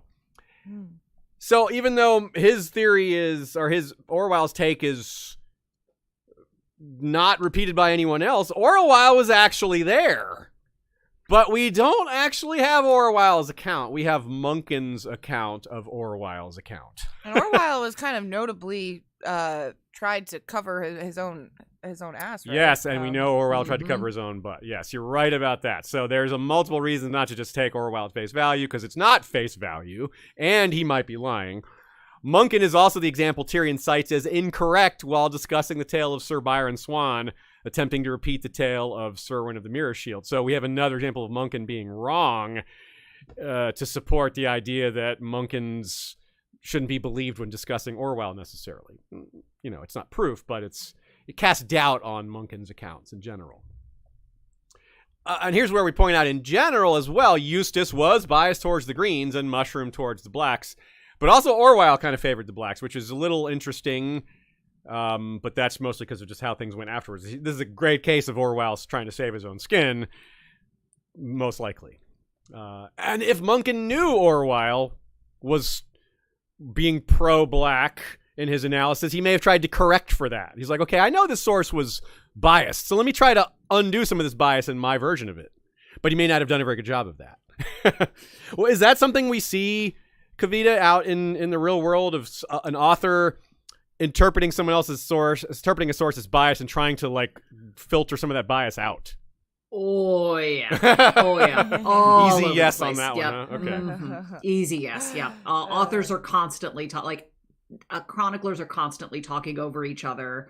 Especially if they're coming from different historical traditions. You will have like one set of chroniclers absolutely shitting on the people who came before them, saying like, those guys had no idea what they were talking about. They did not know how to write history. I know how to write history. I have gone back and I have looked at everything they've said, and everything they say is wrong. Like, there are entire rants embedded in these chronicles about how X historian is completely wrong and no one should trust them. Wow.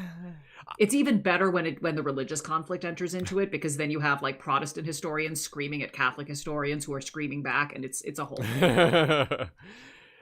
So another one that we sort of saw on TV a little bit, or at least a version of it, is when Orwell delivers the message to Rhaenyra's court that Aegon has taken the throne. On the show, it's Otto Hightower leading that, with Orwell just kind of standing there. In the book version, Orwell is the leader of this delegation. Munkin claims Orwell was erudite, which, again, Munkin was using Orwell's own accounting, so Orwell claiming he was erudite is like, okay, yeah, sure you were. Mushroom says he stammered and voided his bladder. Mushroom was there, so he has his usual standard caveats apply, but he was a witness to this, probably. Why not both? Yeah, he was Can he erudite empty his bladder and be erudite? while Yeah. the fluid was leaking down his leg. Yeah, maybe he started off erudite, but also really needed to pee. Like, the way we're told it goes is, I love that. I mean, yeah, right, The way but we're he told it could've goes is he's started- delivering, yeah. he's discussing, and Rhaenyra starts to kind of intimidate him, and he's Yeah. like, starts to back down a little Yeah, he bit. could have been erudite and then had a dragon like poke out, and he's like, "Oh, He started scared." to Yeah. lose his cool, which is understandable. Yeah, so yet another why not both. Yeah, that's cool. Okay, so here's a really good one. This is one of the deeper ones we have here. Eustace claims Viserys died in his sleep. Mushroom claims Alicent poisoned him. Mushroom wasn't there. Now, you, Kavita and Nina had a great spirited debate here in our document. Why don't you take us through some of the points that were made on both sides and what came of this? Because it's really interesting, but it's also a lot for us It to is. unpack. It's a ton. Yeah, like I think we actually came out on the same side at the end of it. But basically, I think partly it was my sort of not expressing myself very clearly. But essentially what I was saying was I really liked the way that House of the Dragon dealt with this, because they had Daemon be the one who's like, oh, Viserys was poisoned. And everyone looks at him and goes, no. Viserys, who we just saw, who was literally rotting from the inside. Like, why would you need to no. poison that like, guy? Yeah. There's no reason to poison that guy. All you had to do was wait 5 Yeah, minutes. just push him over and he'll die. Yeah, just breathe on him. You know. The Viserys's illness in Fire and Blood is not described as quite on the level as it was on the show. On the show, it was clearly a thematic point. It was clearly meant to kind like the land and the king are both rotting and all. Like it was a whole thing. Whereas in Fire and Blood, what we get is a very gradual decline over a period of 2 decades. Viserys becomes less mobile. He becomes he develops gout. He starts having kind of trouble with his heart, like very typical parts of kind of advanced aging, only they're happening when he's a little bit younger. Partly because of partly like he's partying too hard. He's a party king. Yeah. And we didn't get that in the show. He wasn't a party king in the show, or at least not after the first episode. We saw Party King Viserys in the first episode, and then it just kind of vanished. Yeah. But in Fire and Blood, the party king is kind of there the whole time. It's not quite on the level of Robert Baratheon. We don't get kind of the binge drinking and the womanizing on the same level, but there's so many descriptions of how he loved to eat. He loved to go to tournaments. He didn't participate in them, but he liked to watch them. And he liked all of those things. So, and there's also this reference that Nina made by the end of his life in 129 AC, Viserys' chest pains had grown so severe that he could no longer climb a flight of stairs. So that's very, like, you can see the writing on the wall. And then the hand injury happens. Yeah, and the hand injury happens, and it goes gangrenous, and Rhaenyra's Maester is apparently able to kind of amputate his fingers and solve the problem temporarily, but having a wound like that when you're older is going to be a problem. Mm-hmm. So all of these things are there, and I talked about kind of not just sort of historical precedents for this, which again was Edward IV, who I talked about earlier. But one of the things that I also wanted to bring up is this idea of not what happened, but the perception of what happened. So Mushroom is the one who brings up the rumor that Alicent poisoned Viserys. I don't think he brings it up because anyone actually believes that Alicent poisoned Viserys, but it's there for political reasons. Anytime a monarch dies, unless a bunch of people saw it happen, there's going to be at least one person who says, oh yeah, maybe so-and-so was poisoned. That always happens. Pretty much any time a medieval or early modern monarch died, unless it was something that was very blatantly obvious. Like death in battle, maybe. Yeah, death in battle. Like, no one thought Richard III was poisoned because he had a knife through his head. It could have been a poison knife. It could have been. I mean, that would have been overkill. You know, it's so funny to me because we do have theories about Tywin being poisoned, even though we saw him die very overtly. But there's still those theories about that within the world. Yeah, there are still theories about Tywin being poisoned. People believed Edward IV had been poisoned because he caught pneumonia the modern historians believe that it was probably pneumonia that killed him. But he fell ill very quickly and died within the space of a couple of weeks. So people immediately went, oh my God, maybe he was poisoned. But most likely not. That's almost certainly not what happened. Same thing with Henry VIII. Henry VIII had a very long debilitating illness and he finally died. But again, people were like, oh, maybe he was poisoned. Probably not. Probably he died because he had a really bad illness. So again, like anytime a monarch died from an illness that wasn't obvious, if it was the bubonic plague, everybody knew.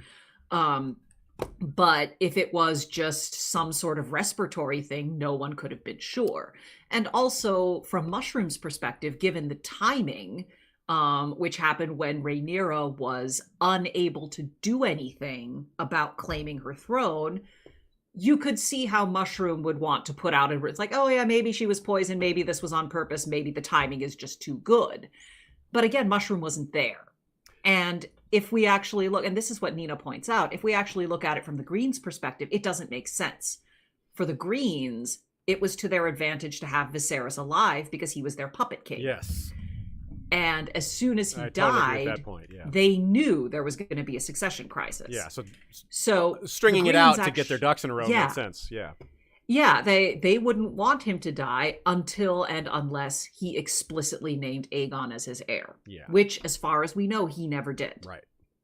Or until the kids have more battle experience, the dragons are bigger. That was one thought I had too in this discussion, was that I felt like Nina made a lot of points as to why the Greens logically wouldn't want to poison him, but I don't think it's safe to assume the Greens are all logical. Someone could have been illogical. That's true. Someone could have made a mistake. Someone who wasn't the Greens could have poisoned. I still don't think it's likely, but I do think it's reasonable to consider how or why someone might have done it, or why someone might want to spread that rumor. Again, if we think there's some agenda behind Mushroom's writings or the person who collected his writings, I think there's decent motivation for someone to want to have the suspicion going, even if there's no logical reason for it.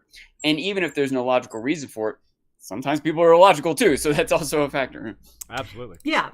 And my perspective was basically from sort of looking at it from a historical writing perspective. Because the last time I was on this podcast, one of the things that I mentioned was the death of King Henry VI in 1471 and its reportage in multiple sources. The ones who were favorable to the king who replaced him talked about how he died from, quote, pure displeasure and melancholy, because that's the thing people die from. The more ambivalent ones claimed that he died mysteriously in the Tower of London, but declined to mention a cause. And then the later, more hostile ones accused someone, most specifically Richard of Gloucester, later Richard III, of having stabbed him. Mm-hmm. So you can see kind of the progression of how these sources build on each other. And we see this happening in Fire and Blood as well. So while I do not believe that the Greens poisoned Viserys, I'm absolutely 100% in the he died of natural causes camp. The pieces are there for people hostile to the Greens to make the claim and to make that claim stick.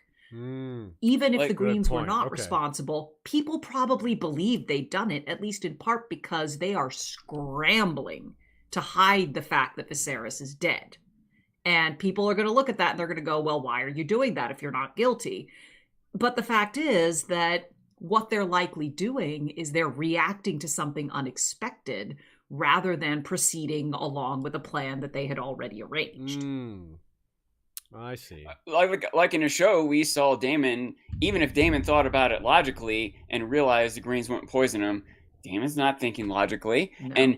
And even if he did logically think about it, realize they wouldn't have a good motivation to poison him, it's still good motivation for him to rally people to war. It's still propaganda. So, he could use that. He's like, anything goes. Yeah. He doesn't care. He doesn't care about ethics in war. Like, not Daemon anyway. Some people might. And people in faraway lands that don't know the details of Viserys' life and illness at court can easily be swayed by this propaganda. They don't know any of the details. Especially right, Daemon on a dragon saying, join me in battle because your king was poisoned. You know what I mean? Yeah. Like, it's totally true. Yeah, I totally see this argument. It's really well made. And to add to it a little bit, within this fandom, every Targaryen king or every king that dies, yeah, people are like, were they poisoned? Yeah, like Balon, Daemon and Viserys' father, died of a stitch in his belly. Like, people are like, what is it? Was he poisoned? Hand to the king? Like he was next in line? Like, yeah, there's theories there about that, and they're not totally invalid. Like they're decent.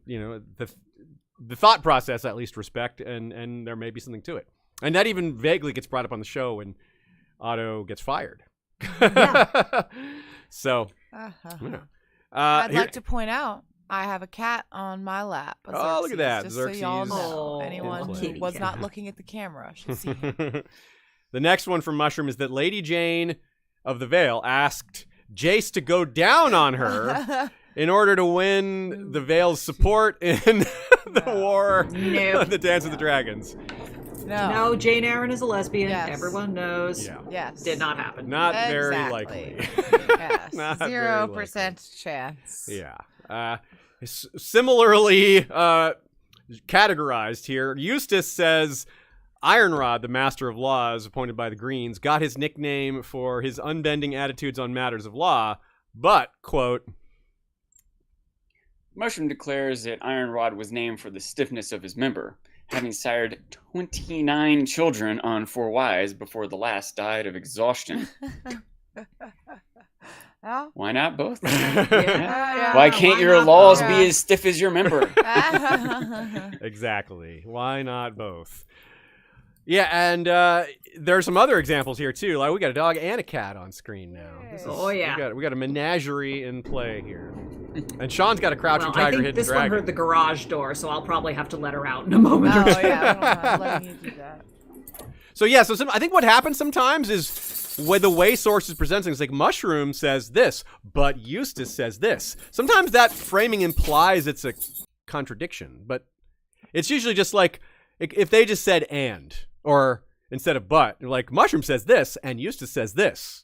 Then you can actually set it up for why not both. But often it's framed as a as a competition between these things when really option C should be included, which is why not both? Yeah, which is maybe a flaw in not how Fire and Blood is written, but something that maybe George wanted to portray with how a lot of sources work. What do you think? A flaw about in how history is written. Sure. What do you think about that, Kavita? Is that accurate or? That is absolutely accurate. Now, like that's the difference between and but is legion. And one of the things that you see in early modern sources in particular, like the big compilations of chronicles that we see in the 16th century and the 17th century, where they're essentially pulling together all of these medieval sources into a giant book. One of the things that we see is these multiple accounts of the same thing, where they say, so-and-so said this, so-and-so said that, so-and-so said that. You, the reader, you pick which one you like the best. Like they would include that in the writing Yes. after these different options. And I can't help but think sometimes, by the way, maybe neither. Especially if your sources are dubious in the first place. Maybe both or neither could be options. The story that I told earlier about where the typo changed someone's age from 17 to 12, that's actually one of those instances where like multiple versions of the same story are put out there and people are like, well, this thing says he's 12. I'm like, no, he wasn't 12. He was 17. That was an early typo. He was 17. Oh. Okay, well, we have a few more things to get to. There's a couple things in the document here that we won't quite have time for. There's so many examples of Mushroom that and his Wait, would sources. you say and we the don't have quoting. mushroom for it? Hey! Oh, Hell yeah, another that's one. a good one. That was good. Even though he's so small. Oh. Okay, so let me skip ahead to a couple of specifics here. One thing that we noticed here that is in Fire and Blood, one like pattern, is that he seems pretty anti-Aemond, doesn't he? Mhm. He refers to Aemond. At one point he said he refers to the weather outside Storm's End, the night of Lucerys' death, as black as Prince Aemon's heart. Like, that's Yeah, he's got it out for Aemon. yeah, that that's is for not. sure. I wonder.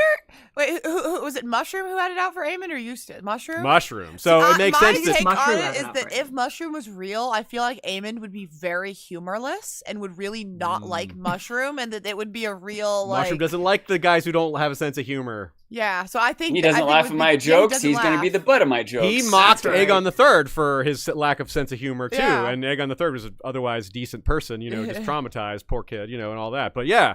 So that totally fits, and as well, it also fits because the reaction to Lucerys' death, which we saw right at the end of the season, if Mushroom is there, he's gonna feel her raw emotion, see their reaction, and maybe that's the emotional weather vane for him. Like, this is the guy that did that. Like, and so it just from then on, he's anti-Aemon because of that. Well, and he wasn't there. Like He the wasn't. account, Yeah. like he was not physically there. He didn't see any of this. Everything he's getting is second or third hand. He reports that Aemond cut out Lucerys' eyes and gave them to one of Baratheon's daughters after the fact.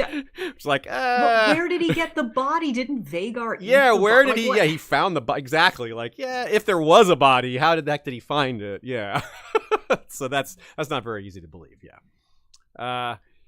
Okay, let's talk about his best quips. Let's finish with that. There's quite a few good ones. We can talk about them and react to them, and that'll be a good way to finish.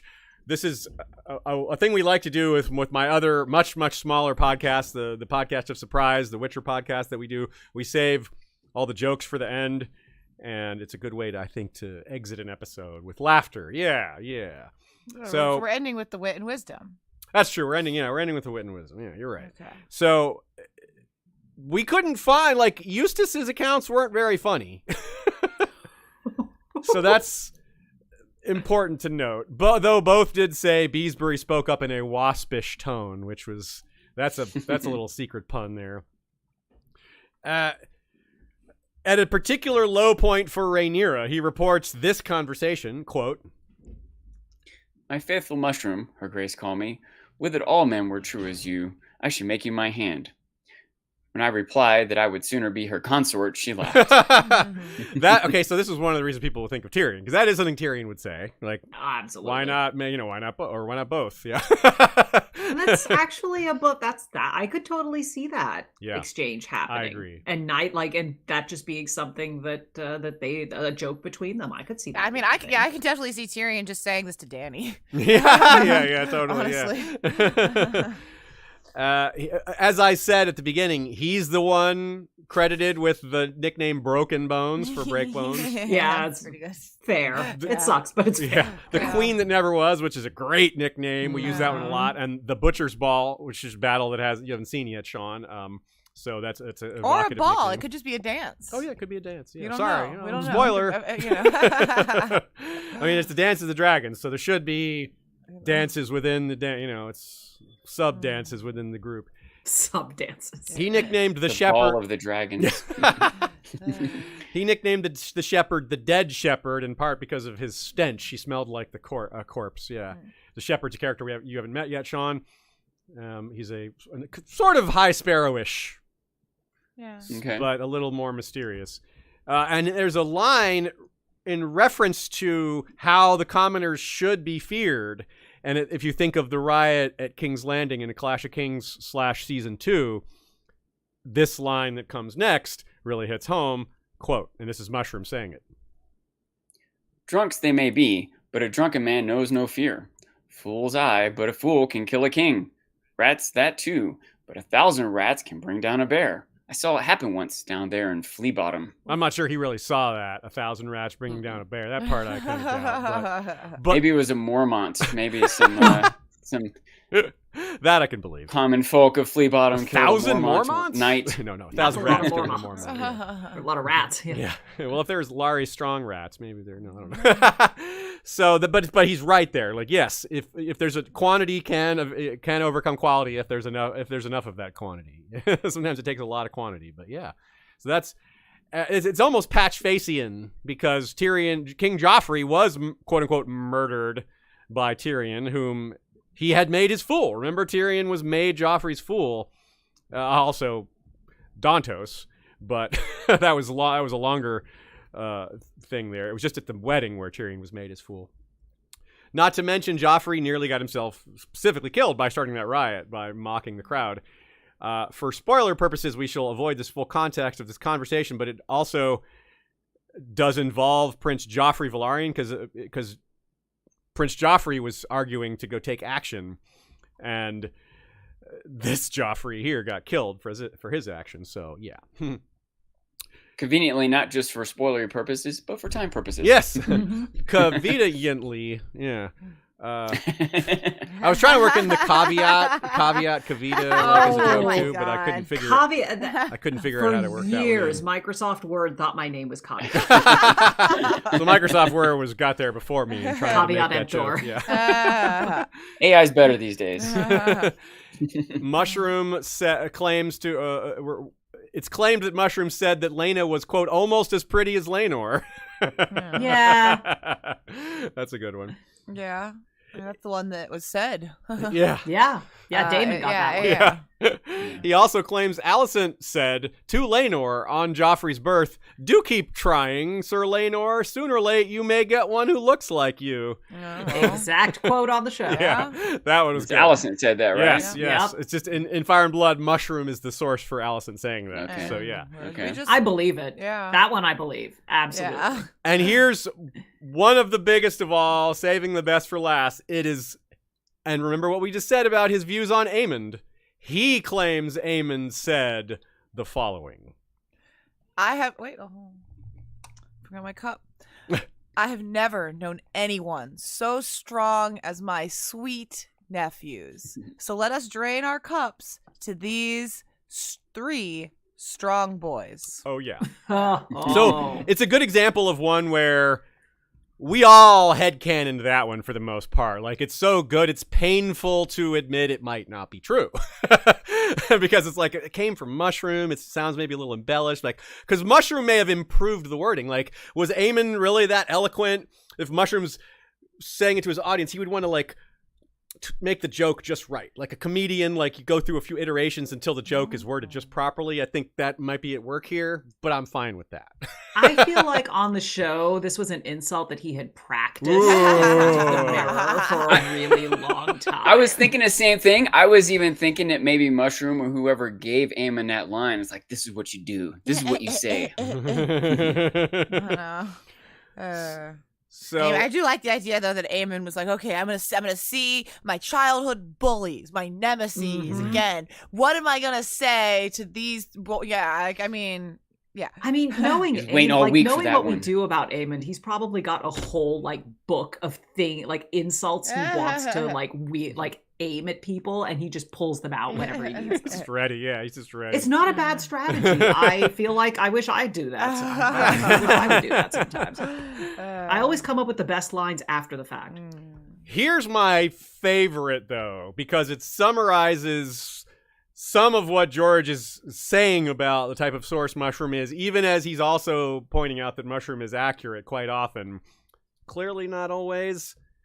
When it comes to the Dragon Seeds issue or saga, he claims to have tried to ride one of the dragons himself. Quote, one of the dwarf's more amusing tales, it ends with Mushroom running across the ward of Dragonstone with the seat of his pantaloons on fire and nigh drowning when he leapt into a well to quench the flames. an actual case of liar, pantaloons on fire. George doesn't use the word pantaloons that often, so it really stands out here. It's also just a funny word, let's be honest. Pantaloon. That's a comic word. Like if you go to the Krusty the Clown School of Funny Words, that's in there. You know, it's right up there with Seattle. Yeah. So I don't think we're expecting to believe Mushroom on that one.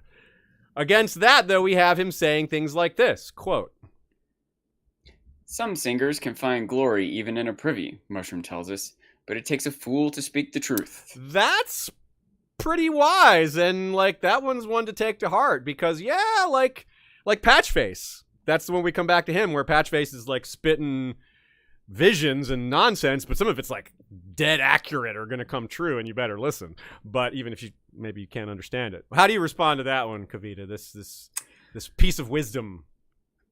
I mean, one of the tropes about fools, and whether or not this is true, we can't really say. This might be an apocryphal thing, but one of the tropes about fools is that they did have the license to speak truth to power in a way that other people did not. Oh, yeah.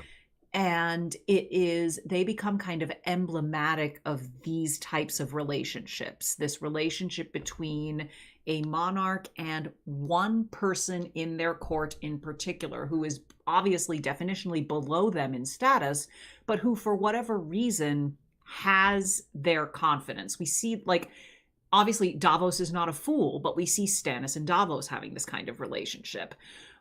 We do not see Robert having this relationship with anyone other than maybe Ned, who's not even there most of the time. So it's a popular trope, and it's one that exists for a reason. But I don't know if I can necessarily come up with real world examples other than sort of Will Summers is one of those fools, one of those historical court jesters who supposedly had this kind of relationship with Henry VIII. And I know on the Showtime series, The Tudors, they actually had Will Summers as a character, and they had him kind of as Henry's confidant during one of the later seasons where he was trying to figure out what to do under certain circumstances. Right on. Well said. Okay, so Mushroom sort of sailed off into the sun. Well, he sailed into the sunrise because he sailed east. Basically, he sailed towards Essos. He began in King's Landing, or at least his story did, since, as we know not when and where he was born. We said at the beginning that he left for Essos and never seemed to return. That we know of. It is actually possible that he returned to Westeros at some point. I mean, he did live a long life, apparently, since we said he at least lived past the year 157, which is 26 years after the dance, because he did outlive Aegon III, and that's the year Aegon III died. It's a bad job to have for a jet. Like, literally, they said that's the king who doesn't laugh. Yeah, like, what? Yeah, you definitely need to move on from that one. So it wasn't the blood and murder and front row seat to the worst humanity has to offer. It was the lack of an audience that caused him to move on. He's like, oh, I can handle all the murder and death and cruelty, but people not laughing at my jokes, that's we can't have that. So he moved north to White Harbor with Lord Manderley. When Manderley left the Regency to return home, Lord Manderley apparently was all about laughing. He stayed at White Harbor for a while, probably a good place to be. The annals of White Harbor, if we knew them, could maybe provide evidence of Mushroom's existence, but we don't have access to that.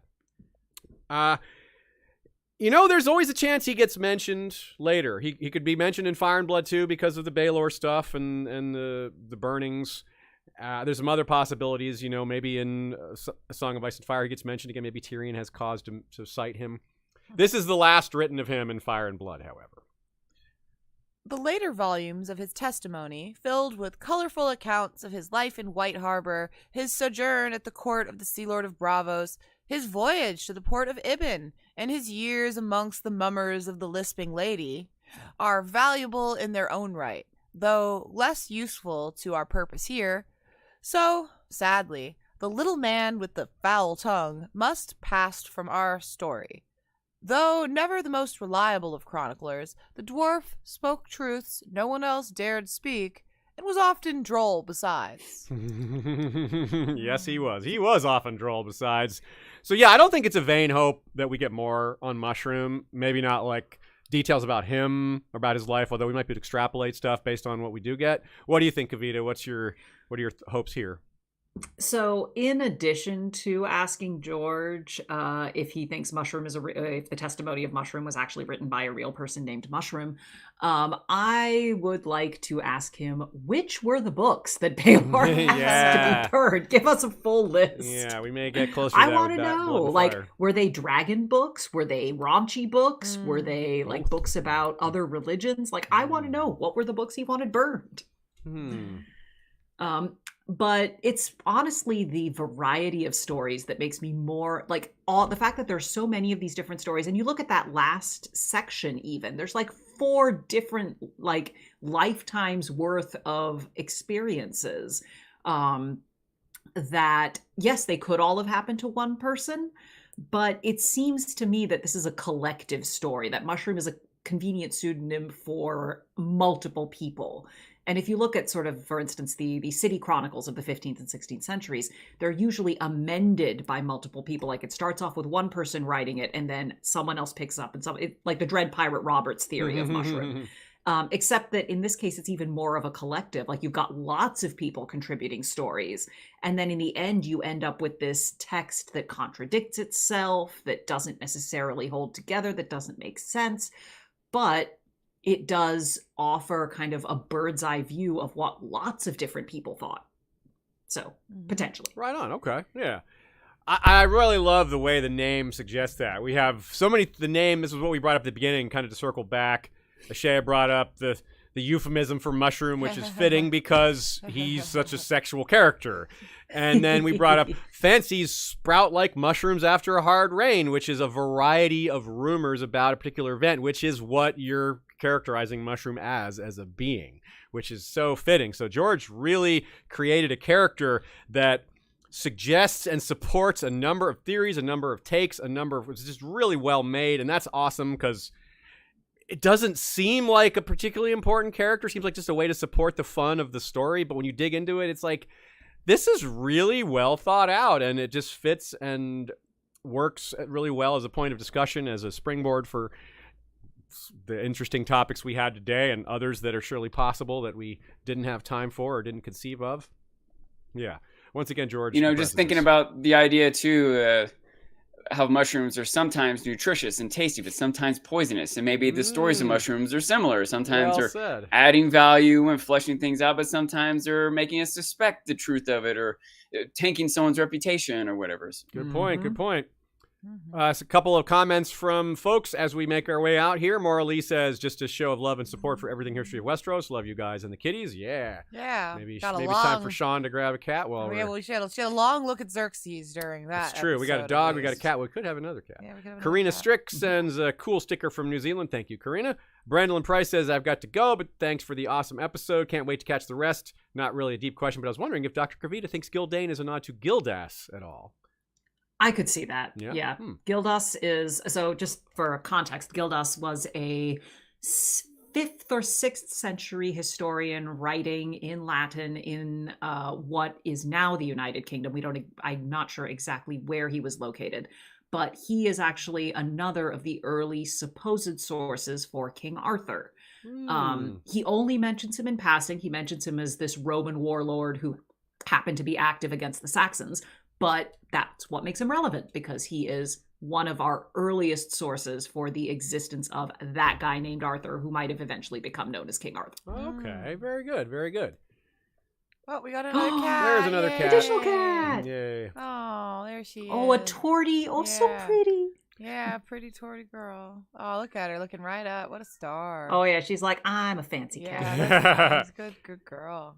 Whereas my other dog has slept through this entire... Good job. Good doggo. Yeah, good dog. Our trivia question, the question was, who had this line, which was... I'll have to go back to it.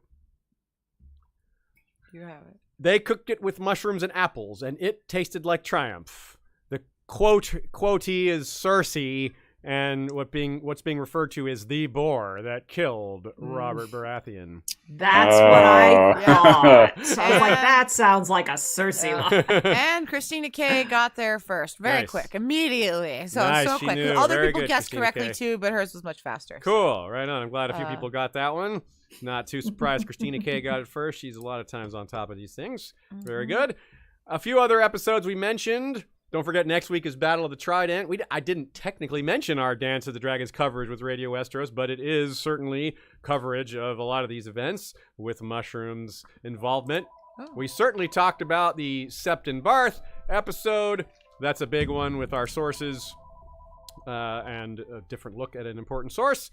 Episode 6 of our preview of House of the Dragon was Kavita's first appearance on History of Westeros. So if you want to check that out, there were some great discussions. And Kavita, remind everybody again where to find you, both out on the internet, but also other episodes you've appeared on.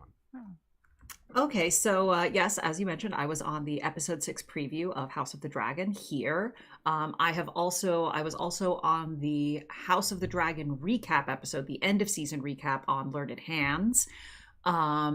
And there have been a couple of others. I also actually am part of a podcast that goes through Our Flag Means Death. We've been on a bit of a hiatus Nice. for personal reasons, but we are hoping to get another episode out soon, especially because there's so much news about Our Flag Means Death. Yeah. So that's Plenty all of very time exciting. before season 2. Exactly. We got time. Yeah.